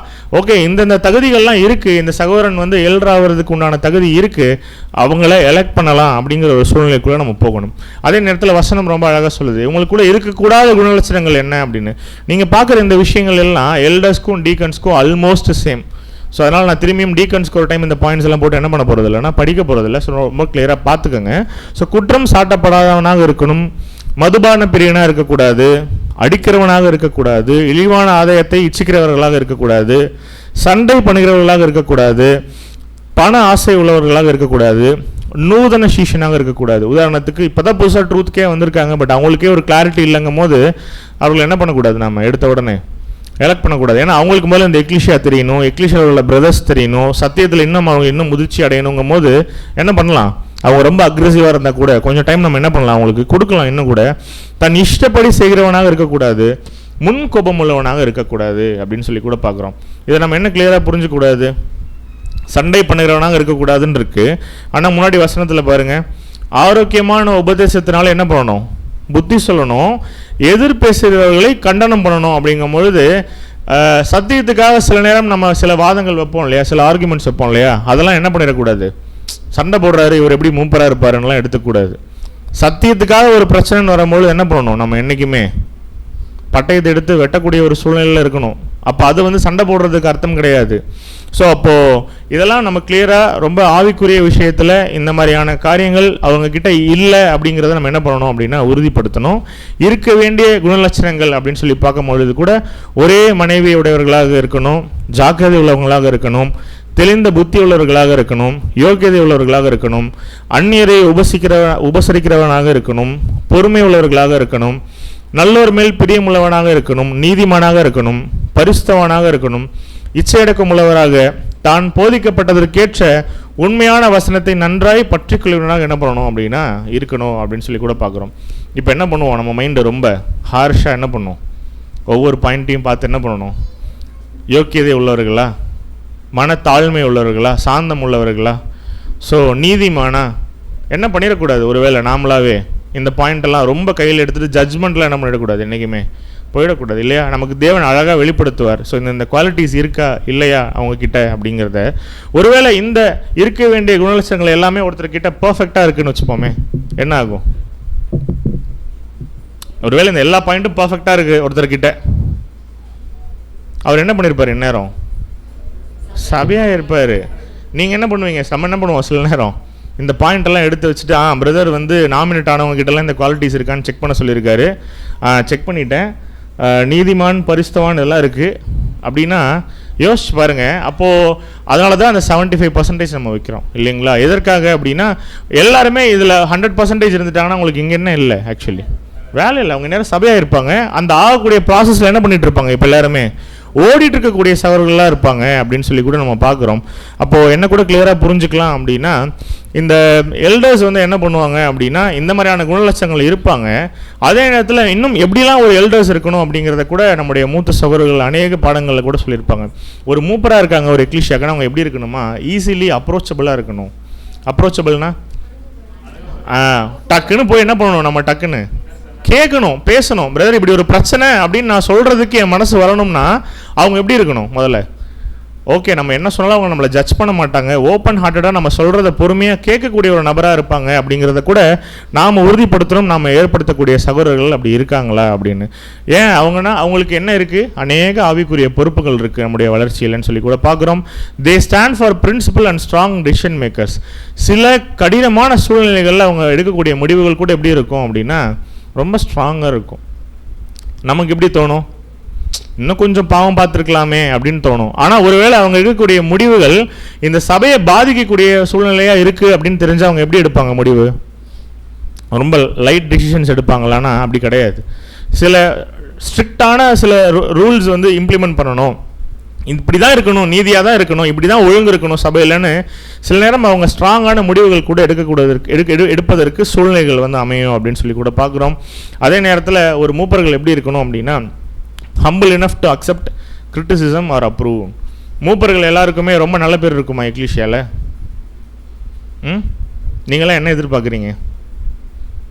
நர்சரிச்சு பெறணும் இல்லைன்னு சொல்லலை, எல்லாருக்கும் எல்லா எல்டர்ஸையும் பிடிக்குமா? ஒருவேளை நான் ஏதோ ஒரு தப்பு பண்ணிட்டேன், என்னை வந்து எல்டர்ஸ் வந்து வார்ன் பண்ணுறாங்க வசனத்தின்படி, தம்பி இப்படி நீ பண்ணாதப்பா, நீ செய்கிறது வசனத்துக்கு அகெயின்ஸ்டாக இருக்குது அப்படின்னு. ஒருவேளை எனக்கு அப்படி தோணக்கூடாது, எனக்கும் அவங்கள பிடிச்சி தான் இருக்கணும். ஆனால் மாம்ஸ் என்ன பண்ணுது, சில நேரம் தூண்டுது. நான் என்ன பண்ணுறேன், சில நேரம் வேணும்னே கை தூக்காமல் உட்காந்துருக்கேன், அதே நேரத்தில் அவங்களுக்கு கோஆப்ரேட்டே பண்ணுறதில்லன்னு வச்சுப்போமே. இப்போ யாராவது வந்து கேட்குறாங்க எப்படி அந்த பிரதர்னு கேட்குறாங்க, நான் என்னன்னு சொல்லுவேன் அந்த பிரதரை? சத்தியத்தில் தெளிவுள்ளவனாக இருந்தால் என்ன பண்ணணும்? ஆக்சுவலாக நான் பண்ண தப்புக்கு தான் அவங்க என்னை வந்து வார்ன் பண்ணியிருக்காங்க அப்படிங்கிறத புரிஞ்சுக்கிட்டு அவங்க ரொம்ப நல்லவங்கன்றதை நான் என்ன பண்ணணும்? நற்சாட்சி கொடுக்கணும். சாத்தான் என்ன பண்ணுவான்? சில நேரம் நம்ம வயாலேயே குறை சொல்கிறதுக்கு என்ன பண்ணுவான்? நம்மளை அதிகமாக தூண்டி விடுவான் இல்லையா? நம்ம இந்த உலக பிரகாரமான பழமொழிகள் கூட அதிகமாக கேள்விப்பட்டிருக்கோம் இல்லையா? காய்ச்ச மரம் என்ன பண்ணும்? நிறைய கல்லடி போடும் அப்படின்னு சொல்லுவாங்க இல்லையா? அப்போது ஒரு சபையை நடத்தக்கூடிய மூப்பர்களுக்கு முன்பாக அவங்களுக்கு எல்லாத்துக்கும் நல்ல பேர் இருக்குமா அப்படின்னா, சில உண்மையான தவறுகளை அவங்க நேர்மையாக சுட்டி காட்டும் பொழுது அவர்கள் மீது சில எதிரான சில ஒரு பார்வை கூட என்ன பண்ணுறதுக்கு வாய்ப்பு இருக்குது அப்படின்னா, சாத்தான் வந்து ஒரு கசப்பை ஏற்படுத்துவதற்கு வாய்ப்புகள் உண்டு.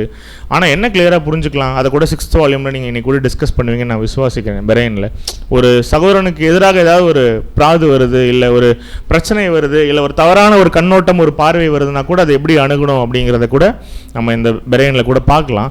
ஸோ அப்போ இன்னும் கூட ஒரு முக்கியமான ஒரு லீடர் வேதாகமத்தில் யார் அப்படின்னா, நம்ம மூப்பர்களை தேர்ந்தெடுப்பதற்கு முன்பாக என்ன கூட ஒரு எக்ஸாம்பிள் பார்க்கலாம் கிளியராக வேதாகமத்தில் இருந்துன்னா, நெகேமியாங்கிற ஒரு கேரக்டர் கூட பார்க்கலாம். ஏன் நெகேமியா பார்க்கணும் பிரதர் அப்படின்னா, நாம் ஏற்படுத்தக்கூடிய மூப்பர்களுக்கு நெகேமியா போன்ற ஒரு குவாலிட்டிஸ் இருக்கா? நம்ம எல்லாத்துக்கும் என்ன தெரியும்? நெகேமியாவுடைய ஜெபம் பற்றி தெரியும், ரொம்ப ஷார்ட்டாக பார்ப்போம். ஆனால் நெகேமியாவை பற்றி நம்ம ரொம்ப அழகாக படித்து பார்த்தோன்னா, அவர் ஒரு விஷனரி லீடர்ஷிப் உள்ளவர்னு சொல்லுவாங்க. அதாவது பின்னாடி என்ன நடக்க போகுது அப்படிங்கிறத தெரிஞ்சுக்கிட்டு முன்னாடி என்ன பண்ணுவார் அந்த நெகேமியா? ரொம்ப அழகாக அதற்கேற்ற மாதிரி ஒரு முடிவுகள் தன்னுடைய வாழ்க்கையில் எடுப்பாருன்னு சொல்லி கூட பார்க்குறோம். ரொம்ப ப்ரேயர்ஃபுல்லாக இருப்பார், ஸ்பிரிச்சுவலி ரொம்ப கிரவுண்டட்னு சொல்லி கூட நம்ம பார்க்குறோம். நிறைய கரேஜ் இருக்கும் அவருக்கு. ஒரு ராஜா, அவர் ராஜா கிட்ட எப்படி பேசணும், அதே நேரத்தில் ராஜா கிட்ட பெர்மிஷன் வாங்கிட்டு சில வேலைகள் செய்யும் பொழுது எதிர்ப்புகள் வந்தால் அதை எப்படி வந்து தாங்கிக்கணும், எப்படி திட்டமிடணும் இந்த எக்லிஷாவை நடத்துறதுக்குன்னு மூப்பர்கள் யோசிக்கணும். அப்படின்னா நெகேமியாவை போல யோசிக்கக்கூடியவர்களாக இருக்கணும். அதே நேரத்தில் எதிராளிகளை ஞானமாய் வந்து என்ன பண்ணணும் அப்படின்னா கையாளணும் அப்படின்னு சொல்லி கூட பார்க்குறோம். அப்போ அதே மாதிரியான சூழ்நிலைகள் எல்லாம் வரும்பொழுது நீதி அன்பு அப்படிங்கிற ஒரு விஷயத்தை என்ன பண்ணுவாங்க அப்படின்னா, நெகேமியா போல் ரொம்ப அழகாக ஹேண்டில் பண்ணக்கூடியவர்களாக இருப்பாங்க. ஒருவேளை உங்களுக்கு சூழ்நிலை கிடைச்சா நெகேமியாவுடைய வாழ்க்கை வரலாறு என்ன பண்ணலாம் அப்படின்னா, டீப்பாக பர்சனல் டைமில் கூட நம்ம படித்து பார்க்கலாம் அன்புக்குரிய சகோதரிகளே. ஸோ ஒரு எல்டர் எப்படி இருக்கணும் அப்படின்னா, தான் போதிக்கக்கூடிய எல்லா விஷயங்களுக்கும் எப்படி இருக்கணும் அப்படின்னா ஒரு முன்மாதிரியாக இருக்கணும். இப்போ இங்கிருந்து நான் இந்த பாடத்தை ஒரு எல்டர் எப்படி இருக்கணும் தெரியுமா அப்படின்னு சொல்லி எடுத்துகிட்டு நானே இந்த டோருக்கு வெளியில் வரும்பொழுது நான் அதை ஃபாலோ பண்ணலை அப்படிங்கும்பொழுது அது எப்படி இருக்கும்? அது நல்லா இருக்காது இல்லையா? ஸோ அப்படி யாரும் இருக்க மாட்டாங்க. அப்படி இல்லாதவங்கள, அப்படி ஒரு நல்ல கேரக்டர்ஸ் உள்ளவங்கள, அப்படி நடக்காதவங்கள தான் நம்ம என்ன பண்ணணும் அப்படின்னா என்றைக்குமே சூஸ் பண்ணணும் அப்படிங்கிறத கூட பார்க்குறோம். ஸோ உதவிக்காரர்கள் வரும்பொழுது நாம் ஆல்ரெடி பார்த்தோம் இல்லையா, நிறைய குணலட்சணங்கள் இருக்கணும் எல்டர்ஸ்க்குன்னு சொல்லி. அது பார்த்த எல்லா தகுதிகளும் யாருக்கு இருக்கணும் அப்படின்னா உதவிக்காரர்களுக்கு இருக்கணும். ஆனால் போதக சமர்த்தன் அப்படிங்கிற ஒரு பாயிண்ட் எங்கே வராது அப்படின்னா இங்கே வராதுன்னா விச் மீன்ஸ் டீக்கன்ஸ் எல்லாருமே வந்து ஸ்பிரிச்சுவலாக தங்களை எக்யூப்பே பண்ணிக்கக்கூடாது. சத்தியத்தில் வளருவதற்கு ஆவிக்குரிய வளர்ச்சிக்கு ஏற்ற வகையில் அவங்க பிரயாசமே படக்கூடாதுன்னெலாம் எங்கேயும் அர்த்தம் இல்லை. அவங்களும் சத்தியத்தில் ஓடணும், அவங்களும் சபையாகணுங்கிற ஒரு எண்ணத்தில் தான் ஓடிட்டுருக்காங்க. அப்போ உதவிக்காரர்களை தேர்ந்தெடுக்கும் பொழுது கூட பழைய ஏற்பாட்டு காலப்பகுதியில் என்ன நடந்திருக்கு, அப்போஸ்தலருடைய காலப்பகுதியில் என்ன நடந்திருக்கு அப்படின்னா, அநேகம் பேர் சீஷர்கள் பெருகின போது அவங்களால என்ன பண்ண முடியலன்னா, அப்போஸ்தலர்களால் என்ன பண்ண முடியல, பந்தி விசாரணை வந்து செய்ய முடியலங்கும் பொழுது அவங்க என்ன சொல்கிறாங்க அப்படின்னா, எங்களால் என்ன பண்ண முடியாது, இனிமேல் இந்த ஒர்க்கை ஃபுல்லாக ஃபோக்கஸ் பண்ண முடியாது. ஏன்னா நாங்கள் தேவனுடைய வார்த்தைகளை கொண்டு போய் சேர்க்கக்கூடிய வேலைகள் எங்ககிட்ட இருக்கும் பொழுது இதை எங்களால் நேர்த்தியாக பண்ண முடியாதுன்னு சொல்லிட்டு என்ன பண்ணுறாங்க அப்படின்னா உதவிக்காரர்களை கூட ஏற்படுத்துகிறாங்க அப்படின்னு சொல்லி கூட வசனங்களில் பார்க்குறோம். ஸோ இந்த வசனம் வாசிச்சிடலாம். 1 தீமோத்தேயு 3:8 வாசிச்சிடலாம். 1 தீமோத்தேயு 3:8 அந்தபடியே உதவிக்காரரும் இருநாக்கு உள்ளவர்களாயும் மதுபான பிரியராயும் இழிவான ஆதாயத்தை இச்சிக்கிறவர்களாயும் இராமல் நல்லொழுக்கம் உள்ளவர்களாயும். ஓகே, ஸோ இருநாக்கு உள்ளவர்களாக இருக்கக்கூடாது. அது ஒரு மெயினான பாயிண்ட்டு. ஏன் அப்படின்னா இந்த உதவிக்காரர்களுடைய ரோல் என்ன அப்படின்னா, இவர்கள் சபைக்கும் மூப்பர்களுக்கும் உள்ள ஒரு பிரிட்ஜ் மாதிரி ஆக்சுவலி. ஸோ எப்போதுமே எப்படி இருக்கணும், இவங்களும் ஈஸிலி அக்சசபிளாக இருக்கணும், எல்லாராலையும் ஈஸியாக அப்ரோச் பண்ணப்படணும். ஸோ சபைக்கு என்ன தேவையோ இந்த டெம்பரல் ஒர்க்ஸ், இந்த காரியங்கள் தேவைப்படுவதற்கு அந்த ஊழியங்களை செய்வதற்கு யார் தேவைப்படுவா அப்படின்னா சபைகளில் இந்த ஊழியக்காரர்கள் வந்து தேவைப்படுவாங்கன்னு சொல்லி கூட பார்க்குறோம். ஏன் இவங்க இருநாக்குள்ளவர்களாக இருக்கக்கூடாது அப்படின்னா இவங்களுக்கே இருக்கக்கூடிய சில விசேஷித்த சோதனை இது ஆக்சுவலி. ஸோ எல்டர்ஸ்க்கும் டீக்கன்ஸ்க்கும் சில விசேஷித்த சோதனைகள் வந்து என்ன பண்ணுதுன்னா அனுமதிக்கப்படுது. ஸோ அப்போ ஒரு காரியத்தை கூட கன்வே பண்ணும்பொழுது என்ன பண்ணிடக்கூடாது அப்படின்னா இவர்களும் ஒரு மாறுபாடான ஒரு விஷயங்களை வந்து என்றைக்குமே கன்வே பண்ணிடக்கூடாது ரெண்டு தரப்புக்கிட்டையும். உதாரணத்துக்கு இவங்களுடைய நடக்கை வந்து எல்டர்ஸ்க்கும் எக்லீஷியாவுக்கும் அவங்க ரெண்டு பேரையும் ரொம்ப தூரப்படுத்தக்கூடிய ஒரு காரியமாக இருக்கக்கூடாது. ரெண்டு பேரையும் ரொம்ப இணக்கமாக வச்சுருக்கக்கூடிய ஒரு வேலை யாரோடது அப்படின்னா டீக்கன்ஸோட ஒரு ஒர்க்குன்னு சொல்லி கூட பார்க்குறோம். எல்லா வசனமும் வரும், அவங்களுக்கும் நம்ம மைண்டில் ஃபிக்ஸ் பண்ணிக்கணும். அவங்களும் ஒரே மனைவியுடைய புருஷனாக இருக்கணும், தங்கள் பிள்ளைகளையும் தங்கள் சொந்த குடும்பங்களையும் நன்றாய் நடத்துகிறவர்களாக இருக்க வேண்டும் அப்படின்னு சொல்லி கூட பார்க்குறோம்.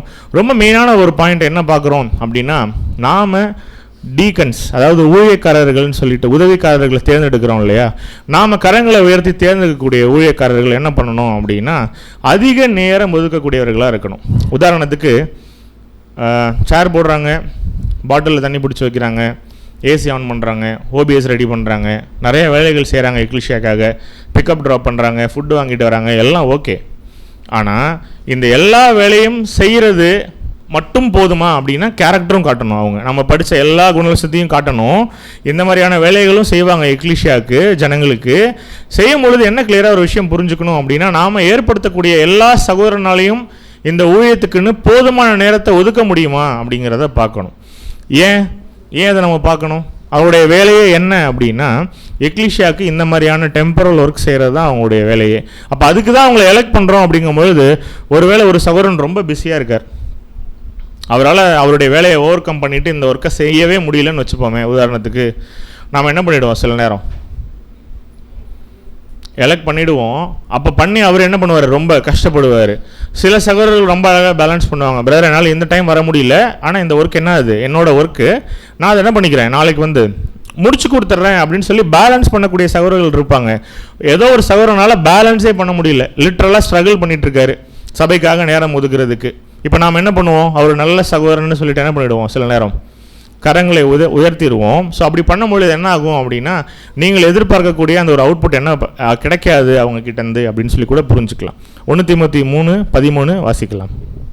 1 தீமோத்தேயு 3:13 இப்படி உதவிக்காரருடைய ஊழியத்தை நன்றாய் செய்கிறவர்கள் தங்களுக்கு நல்ல நிலையையும் கிறிஸ்து இயேசுவை பற்றும் விசுவாசத்தில் மிகுந்த தைரியத்தையும் அடைவார்கள். நம்ம ஒரு உதவிக்காரருடைய ஊழியத்தை நன்றாய் செய்கிறவங்க என்ன பண்ணுவாங்க அப்படின்னா தங்களுக்கு நல்ல நிலையையும் கிறிஸ்து இயேசுவை பற்றும் விசுவாசத்தில் மிகுந்த தைரியத்தையும் அடைவார்கள்னு வசனம் சொல்லுது. ஸோ உதவிக்காரர்கள்னு பார்க்கும்பொழுது நம்ம கிளியராக ஒரு விஷயம் கூட இன்னும் புரிதலுக்குள்ளே வரணும். சில நேரம் நாம் என்ன பண்ணுவது உண்டு அப்படின்னா, எல்டர்ஸை வந்து எலெக்ட் பண்ணும் பொழுது ரொம்ப ஸ்ட்ரிக்டாக இருப்போம். ரொம்ப ஒவ்வொரு பாயிண்ட்டாக டிக் பண்ணி மைண்டுக்குள்ளே வச்சுட்டு அப்படியே ரொம்ப காஷனாக என்ன பண்ணுவோம், யார் நம்ம எக்லிஷியாவை எல்டர்ஸாக வழி நடத்தணுங்கிறத சூஸ் பண்ணிவிட்டு சில நேரம் டீக்கன்ஸை சூஸ் பண்ணும்பொழுது என்ன பண்ணிவிடுவோம் அப்படின்னா சில லெத்தாஜிக்கான ஒரு ஆட்டிடியூட் காட்டிடுவோம். அப்படின்னா என்ன பண்ணுவோம், ஓகே சேர் தானே எடுத்து போடணும், தண்ணி தானே பிடிக்கணும், டெம்பரல் ஒர்க்ஸ் தானே செய்யணும், பூமிக்குரிய காரியங்கள் தானே அவங்க அதிகமாக ஃபோக்கஸ் பண்ணணும், ஆவிக்குரிய காரியங்கள் இல்லைல்ல, அப்போது பிரச்சனை இல்லை, பரவாயில்ல, நம்ம சும்மா கை தூக்கலாம் அப்படிங்கிற ஒரு எண்ணத்தில் ஒரு வேலை தூக்குறோம் அப்படின்னா இதுக்கு கூட நம்ம என்ன பண்ணணும் அப்படின்னா தேவன்கிட்ட கணக்கு கொடுக்கணும், அன்புக்குரிய சகோதரிகளே. ஸோ அதே நேரத்தில் என்னவும் கிளியராக புரிஞ்சுக்கலாம் அப்படின்னா ரொம்ப ஹார்ஷாகவும் என்ன பண்ணிடக்கூடாது அப்படின்னா நாம் இந்த உதவிக்காரர்களையும் ஹேண்டில் பண்ணிடக்கூடாது. ஏன் அப்படின்னா நாம் செய்யக்கூடிய எல்லா டிசிஷன்ஸையும் தேவன் என்ன பண்ணுவார், பார்த்துட்டே இருப்பார், கணக்கு வச்சுருப்பார். நாம் எப்படி மற்றவங்களை வந்து தீர்க்கிறோமோ அந்த தீர்ப்பின்படியே தான் தேவன் என்ன பண்ணுவார் அப்படின்னா நம்மளை தீர்ப்பார். அப்போ 2 ரோல்ஸ் இருக்குங்க. எல்டர்ஸ்க்கு என்ன வேலை, அவங்க வந்து எக்லிஷியாவுடைய ஸ்பிரிச்சுவல் வேலைகளை செய்வாங்க. ஆவிக்குரிய வளர்ச்சிக்கு ஏற்ற விஷயங்களில் நம்மளை போதிக்கக்கூடிய ஒரு வேலை யாரோட வேலை மட்டுமே அப்படின்னா சபையினுடைய மூப்பர்களுடைய வேலைகள் மட்டுமே. யாருடைய வேலை, எக்லிஷியாவுக்கு உண்டான இந்த சர்விங் ஃபிசிக்கல் நீட்ஸ்னால் இன்றைக்கி இந்த ஒரு மீட்டிங் நடக்கிறதுக்கு என்னெல்லாம் தேவைப்படுமோ இந்த தேவைகளை செய்யக்கூடிய வேலைகள் யாரோடது அப்படின்னா உதவிக்காரர்களுடையது. அஃப்கோர்ஸ் எல்டர்ஸ் என்ன பண்ணுவாங்க, அவங்களுடைய டைமில் அவங்க இந்த ஒர்க்கும் பண்ணுவாங்க, அதையும் பண்ணுவாங்க. பட் ப்ரைமரியாக மூப்பர்கள் தேர்ந்தெடுக்கப்பட்டது எந்த வேலைக்காக அப்படின்னா இந்த ஆவிக்குரிய வளர்ச்சிக்கு உண்டான அந்த ஒரு போஷிப்பை கொடுக்கக்கூடிய ஒரு வேலையை மட்டும்தான். ஸோ எந்த அளவுக்கு அவங்கள அந்த ஒர்க்கில் நம்ம ஃப்ரீ பண்ணி கொடுக்குறோமோ அவங்களால என்ன பண்ண முடியும், எக்லிஷியாவுக்கு பெஸ்ட்டாக என்ன பண்ண முடியும், ஒரு ஆவிக்குரிய ஒரு ஃபுட்டை என்ன பண்ண முடியும், ப்ரிப்பேர் பண்ணி கொடுக்க முடியும். அப்போ மாம்ச பிரகாரமான இந்த ஒரு வேலைகளை செய்வதற்கு நம்ம என்ன பண்ணலாம் அப்படின்னா உதவிக்காரர்களை வந்து அணுகலாம். ஏன் பிரதர் இப்படி பண்ணணும் அப்படின்னா ரொம்ப அழகாக ரோமரில் உள்ள வசனம் இருக்கும். நம்ம உடம்புல நிறைய ஸ்பேர் பார்ட்ஸ் இருக்குது. கையை பார்த்து கை நீ வந்து நடந்து போ அப்படின்னு நம்ம சொல்ல மாட்டோம்ல. மூளை என்ன தான் சென்ஸ் கொடுக்கும், எந்திரிக்கிறது கால் தான் வேணும். நம்ம வந்து மூக்கை பார்த்து நீ வந்து சாப்பிடுன்னு சொல்ல மாட்டோம்ல. ஸோ அந்த மாதிரி தான் ஒவ்வொரு ஸ்பேர் பார்ட்ஸுக்கும் என்ன இருக்குது, ஒரு ரோல் இருக்குது, ஒரு வேலைகள் இருக்குது.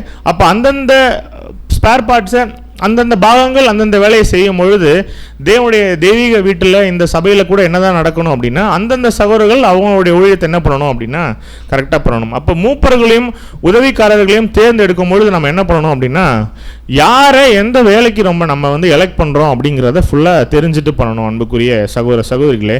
அதே நேரத்தில் இன்னும் கூட சிம்பிளாக சொல்லணும் அப்படின்னா, நமக்குள்ளே இந்த மாதிரியான ஒரு எண்ணங்கள் வர்றதுக்கு வாய்ப்புகள் உண்டு. சில நேரம் டீக்கன்ஸ்க்கு இந்த மாதிரியான மனநிலைமை இருக்காது மோஸ்ட் ஆஃப் த சூழ்நிலையில். ஆனால் சபை ஜனங்களுக்கு என்ன ஒரு மைண்ட் இருக்கும், டீக்கன்ஸ்லாம் யார், அவங்க எல்டர்ஸ்க்கு இல்லை, ஜூனியர்ஸ் இல்லை. அதனால கிளியராக மைண்டை புரிஞ்சுக்கணும்.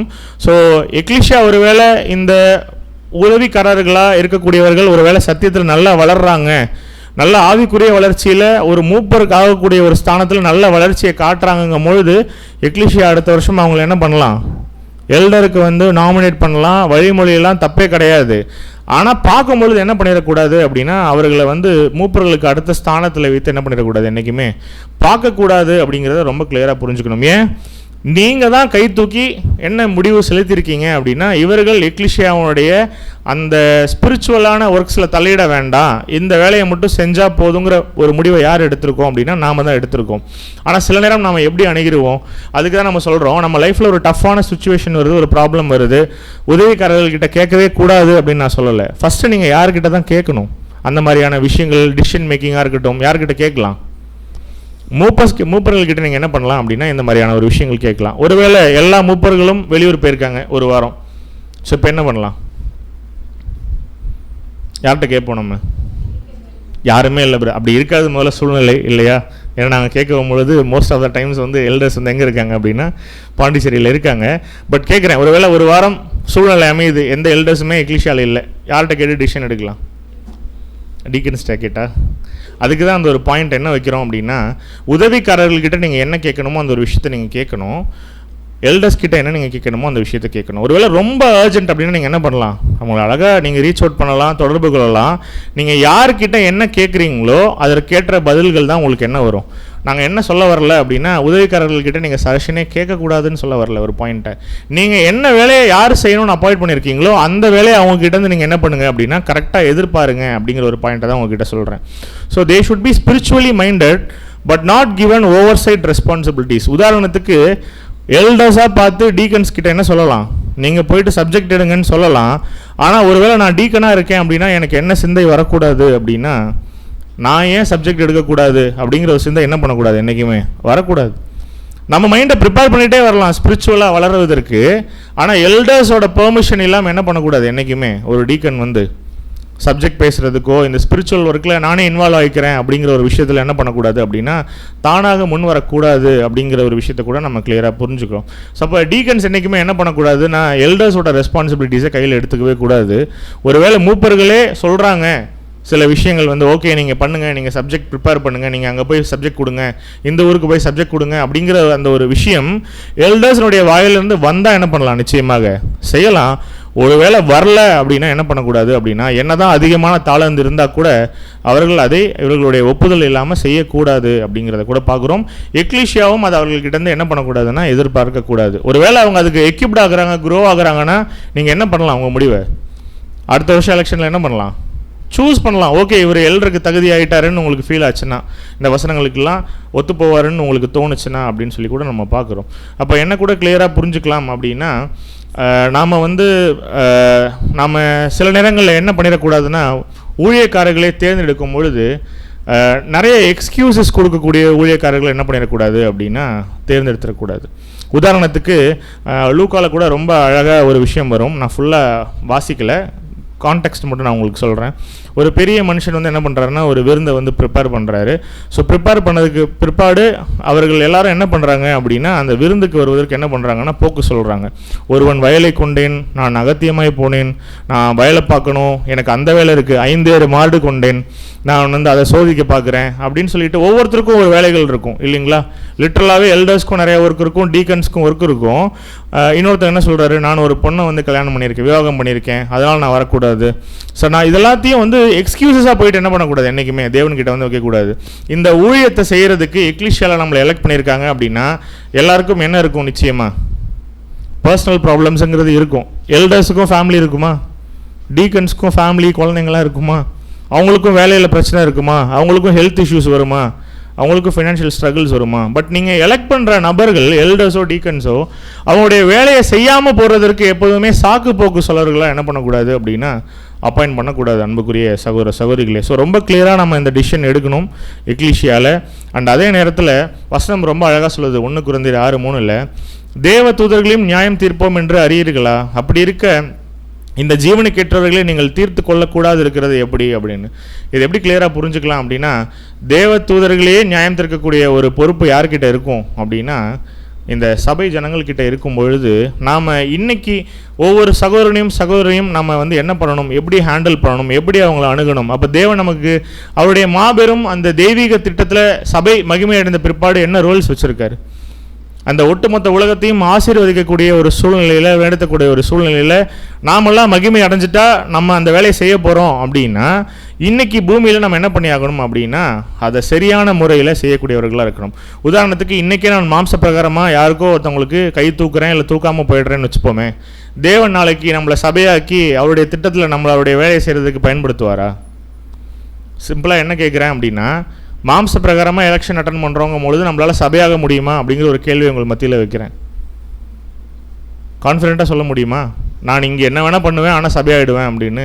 அப்போ இது கூட நம்மளுடைய விசுவாசத்திற்கு தேவன் வைக்கக்கூடிய ஒரு மிகப்பெரிய ஒரு சோதனைன்னு தான் சொல்லி கூட பார்க்குறோம். என்ன சின்ன விஷயம் நம்ம பார்த்தோம் இல்லையா, கிறிஸ்து நம்மக்கிட்ட இருந்தார்னா அவர் எப்படி முடிவெடுப்பார், இந்த பாண்டிச்சேரி எலெக்ஷனில் எப்படி கை தூக்குவார்?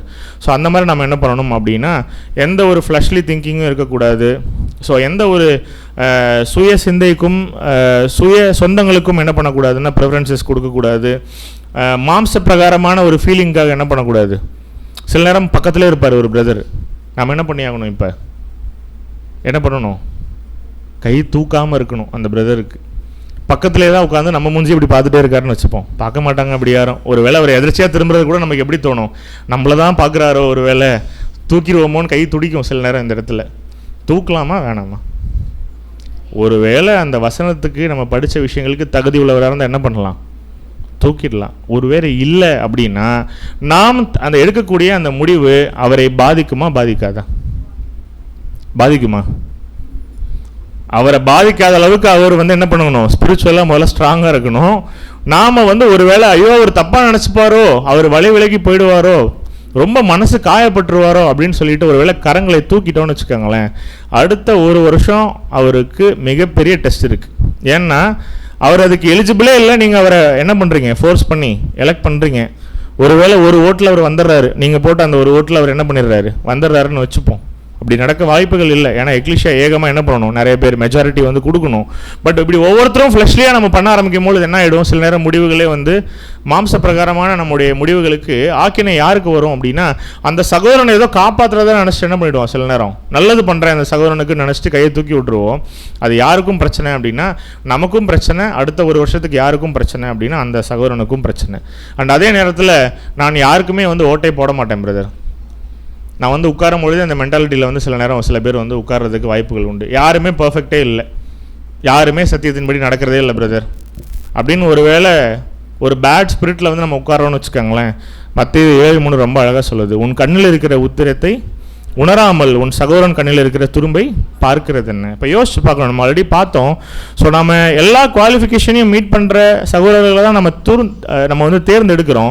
ஒருவேளை நான் வந்து உட்காரும் பொழுதே என்னுடைய மைண்ட் என்ன சொல்லுது, நான் யாருக்குமே கை தூக்க மாட்டேன் அப்படின்னு ஒருவேளை உங்களுக்கு தோணுது, நீங்கள் பங்கு பெறுவதற்கு தகுதி இல்லை ஒருவேளை நானே புதுசு எக்லிஷியாக்கு, எனக்கு இந்த எக்லிஷியா பற்றி ஃபுல்லாகவே தெரியாது, ஸோ நான் பார்ட்டிசிபேட் பண்ணலைன்னு சொல்லிட்டு ஒருவேளை நீங்கள் ஒதுங்கிக்கிறீங்க அப்படின்னா, அந்த மாதிரியான சூழ்நிலைகளில் லாஸ்ட் ரோலில் உட்காந்துட்டு என்ன பண்ணக்கூடாது, நாம் யார் கை தூக்குறா அப்படிங்கிறத நோட் பண்ணுறதும், அப்புறம் போய் அவங்கக்கிட்ட அதை பற்றி பேசுகிறதும், அப்புறம் இவங்க உங்களுக்கு தூக்குனாங்க தெரியுமா, அவங்க உங்களுக்கு கை தூக்கல தெரியுமா அப்படிங்கிறத டிஸ்கஸ் பண்ணுறதுக்கும், இது சரி இது தப்புன்றதை டிஸ்கஸ் பண்ணுறதுக்கு கூட யாருக்கு ரைட்ஸ் இல்லை அப்படின்னா அப்படி இருக்கிறவங்களுக்கு கூட ரைட்ஸ் இல்லை.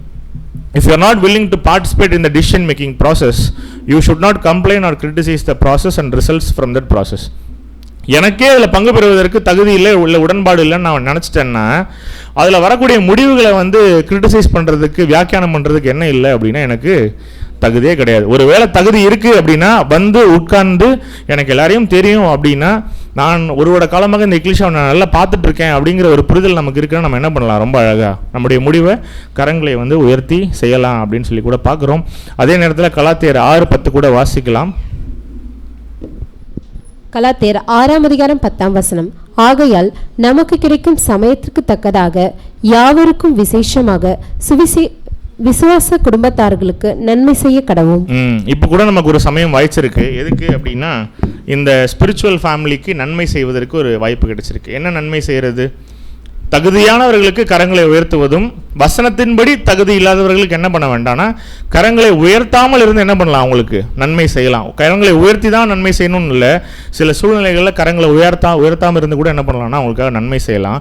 ஆனால் யாரை கூட சூஸ் பண்ணக்கூடாது அப்படின்னா, எல்லா குணலட்சணமும் இருக்குது பிரதர் அவர்கிட்ட, நீங்கள் போட்ட எல்லா வசனமும் டிக்காகுது, அவரை மாதிரி ஒரு ஆள் பார்க்கவே முடியாது இந்த எக்லிஷியாவில். ஆனால் அவருக்கு கொஞ்சமாக ஒரு ஓரத்தில் என்ன தெரியுமா இருக்குது, தான் அப்படிங்கிற ஒரு பெருமை இருக்குங்க பிரதர். அது கூட ஒரு ஓவர் கம் பண்ணிடுவார்ல பிரதர் அப்படின்னு நீங்கள் ஒரு வேளை நினச்சிங்கன்னா நீங்கள் நல்லா யோசிச்சுக்கணும். இது அவர்கள் மீது வைக்கக்கூடிய ஒரு மிகவும் ஒரு விசேஷித்த சோதனைன்னு சொல்லி கூட பார்க்குறோம். ஸோ ஸ்பிரிச்சுவல் சிக்னஸ், ஒருவேளை நான் தான் அப்படிங்கிற சிந்தையில் யாராவது ஒரு வேளை இருக்காங்க அப்படின்னா அவங்களுடைய அந்த ஒரு சிந்தையை தேவன் என்ன பண்ணுவாராம், கண்டிப்பாக ஒரு டைம் வெளிப்படுத்துவார். உதாரணத்துக்கு இப்போது என்ன எல்ரா நீங்கள் சூஸ் பண்ணிட்டீங்க அப்படின்னா, என்னுடைய பர்சனல் நேச்சரில் என்னுடைய பிஹேவியர் வேறு மாதிரி இருக்குது வீட்டில், ஆனால் எக்லிஷியாவில் நான் வேறு மாதிரி காட்டிக்கிறேன்னு வச்சுப்போமே, தேவன் என்ன பண்ணுவார், ஒரு நாள் ஒரு மறைமுகமான வாழ்க்கையை நம்ம கடைசி வரைக்கும் வாழ்ந்துகிட்டே இருக்க முடியுமா?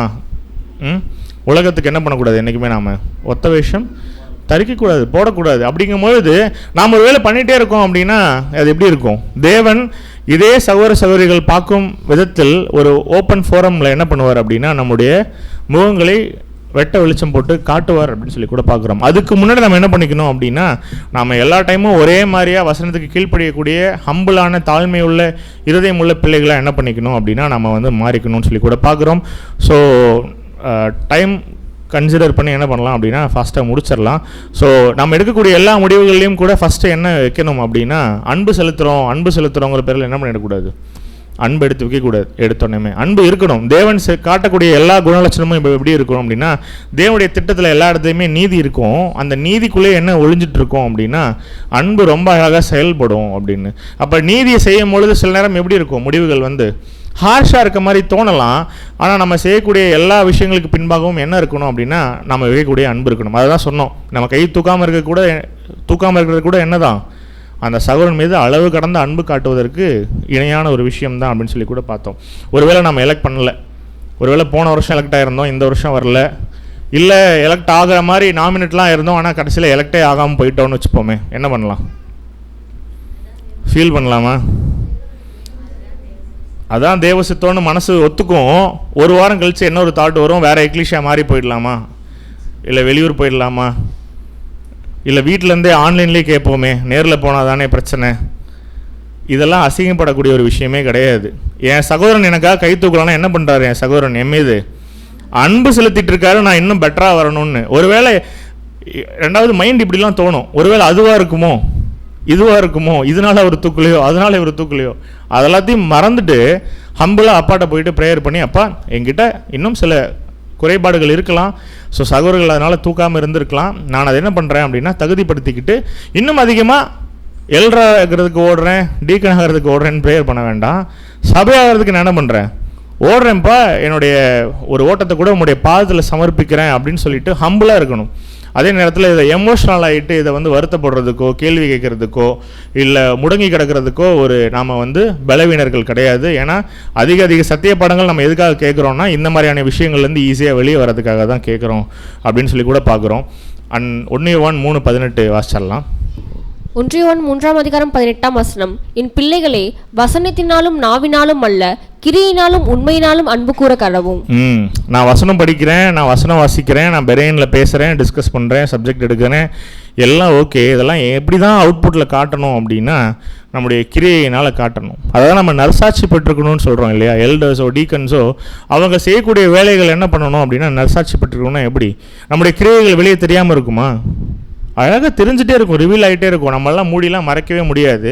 அதே நேரத்தில் இந்த ஒரு ஊழியம் செய்யும் பொழுது ஏன் ப்ரைடு வரவே கூடாது அப்படின்னா, எல்டர்ஸ் டீக்கன்ஸ் சபை அங்கங்கள்னு இருந்தாலும் நம்ம ஒவ்வொருவரும் யார் தான் ஆக்சுவலி உடன் ஊழியக்காரர்கள் தான் எல்லாத்துக்குமே இல்லையா, உடன் சகோதரர்கள் தான்.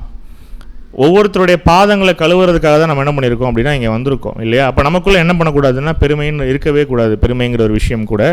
அண்ட் இன்னும் கூட என்ன கிளியராக புரிஞ்சுக்கலாம், நம்ம எடுக்கக்கூடிய முடிவுகளில் இந்த சபையினுடைய ஒருமைப்பாடு அப்படிங்கிறது இருக்கணும், ஒன்னஸ்ன்றது இருக்கணும்னா சரியான முடிவை நாம் எடுக்கணும். எல்லாத்துக்கும் கை தூக்கிட்டு நான் எல்லாரையும் ஹாப்பியாக வச்சுக்கிறேன் அப்படின்னு சொல்லிட்டு என்ன பண்ணக்கூடாது, ஒன்னஸை கொண்டு வரேன்னு சொல்லிட்டு தவறாக நினைக்கக்கூடாது. ஒன்னஸ் இருக்கணும். அதற்கு நம்ம ப்ரேயர் பண்ணிவிட்டு என்ன பண்ணணும் அப்படின்னா தேவனுடைய சித்தத்தை நாம் அங்கே செய்ய வந்திருக்கோம். நம்ம சித்தத்தை செய்கிறதுக்காக வந்திருக்கோமா? நமக்கு 1000 வெறுப்புகள் இருக்கலாம். தேவன் எடுக்கக்கூடிய முடிவை யாரை சார்ந்து விடுறாரு அன்னைக்கு தேதியில்? சபைக்கிட்ட விடுறாரு. அப்போ அந்த பொறுப்பு யாருக்கிட்ட இருக்குது அப்படின்னா சபை ஜனங்கள்கிட்ட இருக்குது. அதே நேரத்தில் எக்லீஷியாவுடைய அந்த ஊழியக்காரர்களை தேர்ந்தெடுக்கக்கூடிய பொறுப்பு நம்மக்கிட்ட அதிகமாக இருக்கும் பொழுது, ஸோ நம்முடைய அழைப்பையும் தெரிந்து கொள்வதிலையும் உறுதியாக்கும்படியான பொறுப்பு யார்கிட்ட அதிகமாக இருக்குது? எல்டர்ஸ் கிட்ட இருக்கா, டீக்கன்ஸ் கிட்ட இருக்கா?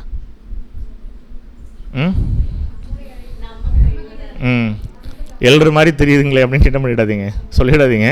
நம்முடைய அழைப்பையும் தெரிந்து கொள்வதிலையும் உறுதிப்படுத்துவது யார்கிட்ட இருக்குது அப்படின்னா நம்மக்கிட்ட இருக்குது.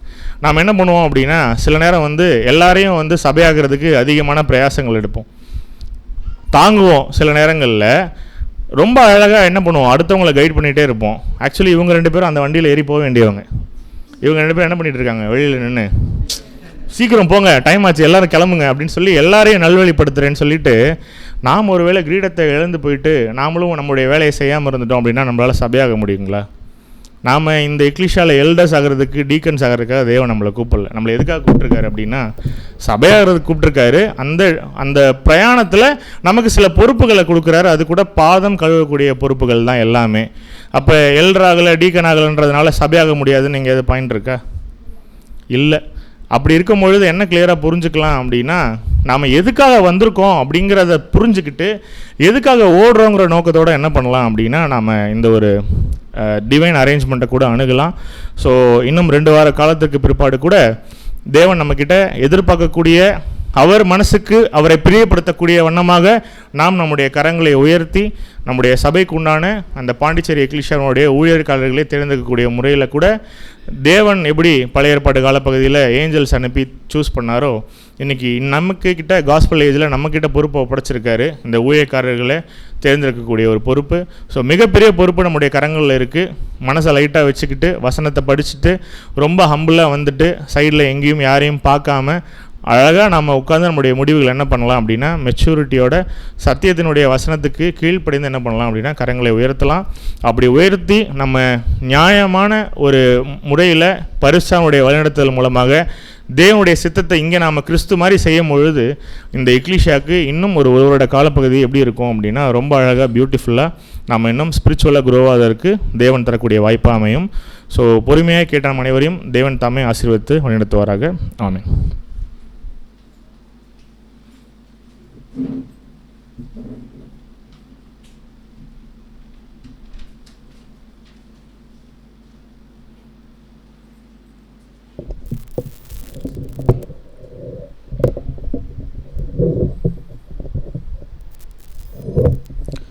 அன்புக்குரிய சகோதர சகோதரிகளே, இந்த நாளிலும் நாம் கேட்ட சத்தியத்துக்கு தேவனுக்கு கிறிஸ்துவின் மூலமாக நாம் நன்றிகளை எடுத்துக்கொள்வோம்.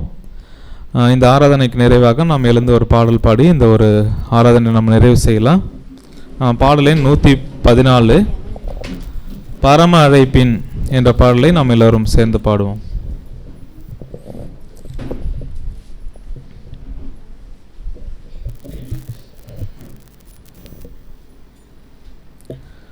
பரம அழைப்பின் பந்தய பொருளுக்காய் நான் லக்கை நோக்கி ஓடுகிறேன். பரம அழைப்பின் பந்தய பொருளுக்காய் நான் லக்கை நோக்கி ஓடுகிறேன். ஓடுகிறேன், நான் ஓடுகிறேன், இயேசுவுக்காய் நான் ஓடுகிறேன். ஓடுகிறேன், நான் ஓடுகிறேன், இயேசுவுக்காய் நான் ஓடுகிறேன். லாபமான அனைத்தையுமே நான் நஷ்டம் என்று கருதுகிறேன். லாபமான அனைத்தையுமே நான் நஷ்டம் என்று கருதுகிறேன். இயேசு ராஜாவின் இந்த வேலைக்காக மகிழ்ச்சியுடன் நான் ஓடுகிறேன். இயேசு ராஜாவின் இந்த வேலைக்காக மகிழ்ச்சியுடன் நான் ஓடுகிறேன். பரம அழைப்பின் பந்தய பொருளுக்காய் நான் லக்கை நோக்கி ஓடுகிறேன். எத்தனை தான் இடரல் வந்தாலும் விசுவாசத்திலே நிலைத்திருப்பேன். எத்தனை தான் இடரல் வந்தாலும் விசுவாசத்திலே நிலைத்திருப்பேன். எனக்காக இயேசு நியமித்த இந்த பாதையிலே நான் ஓடுகிறேன். எனக்காக இயேசு நியமித்த இந்த பாதையிலே நான் ஓடுகிறேன். பரம அழைப்பின் பந்தய பொருளுக்காய் நான் லக்கை நோக்கி ஓடுகிறேன். என் மணவாளன் இயேசு ராஜாவை நான் காணவே வாஞ்சிக்கிறேன். என் மணவாளன் இயேசு ராஜாவை நான் காணவே வாஞ்சிக்கிறேன். என் ஆசையெல்லாம் என் இயேசுதானே, அவர் பொன்முகம்தான் நான் பார்க்கணுமே. என் ஆசையெல்லாம் என் இயேசுதானே, அவர் பொன்முகம்தான் நான் பார்க்கணுமே. பரம அழைப்பின் பந்தய பொருளுக்காய் நான் லக்கை நோக்கி ஓடுகிறேன். என் ஆவி ஆத்மா சரீரமெல்லாம் என் இயேசுவுக்காய் அர்ப்பணிக்கிறேன். என் ஆவி ஆத்மா சரீரமெல்லாம் என் இயேசுவுக்காய் அர்ப்பணிக்கிறேன். நான் உயிர் வாழும் இந்த நாட்களெல்லாம் இயேசுவுக்காய் நான் ஓடுகிறேன். நான் உயிர் வாழும் இந்த நாட்களெல்லாம் என் இயேசுவுக்காய் நான் ஓடுகிறேன். பரம அழைப்பின் பந்தய பொருளுக்காய் நான் லக்கை நோக்கி ஓடுகிறேன். ஓடுகிறேன், நான் ஓடுகிறேன். இயேசுவுக்காய் நான் ஓடுகிறேன். ஓடுகிறேன், நான் ஓடுகிறேன். இயேசுவுக்காய் நான் ஓடுகிறேன். இந்த ஆராதனைக்கு நிறைவாக நம்முடைய சகோதரர் ராஜேந்திரன் அவர்கள் வந்து ஜெபம் செய்வார்.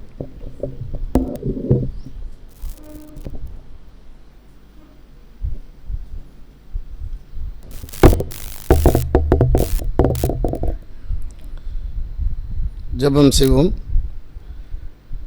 கிருபைகள் மத்தியில் வாசம் பண்ணுகிற இஸ்ரவேல் தேவனாய் கர்த்தாவே, நீர் ஒருவரே பூமியின் ராஜ்யங்களுக்கெல்லாம் தேவனானவர். நீரே வானத்தின் பூமி உண்டாக்கினீர். உண்மை எங்கள் கிறிஸ்துவமை துதிக்கிறோம், ஆராதிக்கிறோம், மகிமைப்படுத்துகிறோம். தேவரீர் இதுகாருடைய பிள்ளைகளை எங்களை உம்முடைய கிருபையினாலும் இரக்கத்தினாலும் உம்முடைய பரிசுத்தாவுடைய வல்லமை அதிகமை தந்து கடந்த நாட்கள் முழுவதும் தேவரீர் எங்களை கண்ணின் இமை காப்பது போல பாதுகாத்து எங்களுடைய போக்குவரை மாசிவித்து மட்டுமாக நல்ல உடல் பலத்தோடும் சுகத்தோடும் நீர் கல்வித்து காத்து வளர்ந்து கிருபிக்காண்ட சுத்தம். இப்படியாக தேவரீர் எங்கள் ஒவ்வொருவரையும் தாயின் கர்ப்பத்தில் உருவாக முன்னமே எங்களை பேர் சொல்ல அழைத்து உண்மையான சத்தியத்தை நாங்கள் தெரிந்து கொண்டு இதில் நடக்கவும் நீர் எங்களுக்கு நல்ல பலத்தையும் பரிசுத்தாவையும் தந்து வழிநடத்திருக்கிறேன். விசேஷமாக இந்த நாள் எங்களுடைய தேவரீர் இந்த பாண்டிச்சேரி சபையில் இங்கே இருக்கக்கூடிய அநேக சகோதர சகோதரிகளை நாங்கள் பார்க்கும்படியாக நீர் அன்பை செலுத்தும்படியாகவும் சகோதரனுடைய ஐக்கியத்தில் நாங்கள் ஈடுபடத்தக்கதாக நீர் இந்த நாளை தந்திருக்கிறீர். இந்த நாளையும் கூட இந்த இடத்துல உம்முடைய வசனங்கள் வார்த்தைகள் பேசப்பட்டது. இது வரும் நாட்களிலே இது உம்முடைய சபையினுடைய வளர்ச்சிக்கு நாங்கள் மூப்பர்களையும் உதவிக்காரர்களையும் நாங்கள் எங்களுடைய சித்தமல்ல உம்முடைய சித்தத்திலே நாங்கள் நிலை நின்று இம்மட்டுமாக இந்த ஊழியத்தில் இந்த பாண்டிச்சேரி சபையானது 30, 60, 100 கணித்தது போல வரும் நாட்களிலும் இன்னும் இந்த பாண்டிச்சேரியில் இருக்கக்கூடிய அநேக பிள்ளைகளை உம்முடைய இடத்துல கொண்டு சேர்க்கத்தக்கதாக தேர்ந்தெடுக்கக்கூடிய பிள்ளைகள் சபையாராக ஒன்றிணைத்து இந்த ஊழியத்தை சேர்ந்து மென்மேலுமாக உம்முடைய சத்திய வளர்ச்சியில் ஓடும்படியாக இந்த நேரத்தில் நாங்கள் ஜெபிக்கிறோம். சிறு குழந்தைகளை தந்த கிருபைக்காக நடுசுத்திரம். இந்த குழந்தைகள் கல்வியையும் தெய்வீக ஞானத்தையும் அதிகமாய் தந்து இன்னும் அவர்களும் உடைய சத்தியத்தில் ஓடும்படியாக நீ கிருபை செய்ய வேண்டும் ஜெபிக்கிறோம். மீதியான நேரங்கள் காலங்கள் எல்லாவற்றையும் உடைய பாத்திரம் சமர்ப்பிக்கிறோம். நீர் எங்கள் ஆண்டு வழிநடத்த வேண்டுமாய் எங்கள் ஆண்டவரும் மேசியாவும் குருவும் பட்சமாக இருக்கிற இயேசு கிறிஸ்து நாமத்திலே தாழ்மையோடு பணியோடு கிஞ்சி முடாடுவோம். உங்களுடைய ஜீவனுடைய நல்ல பிதாவே, ஆமென்.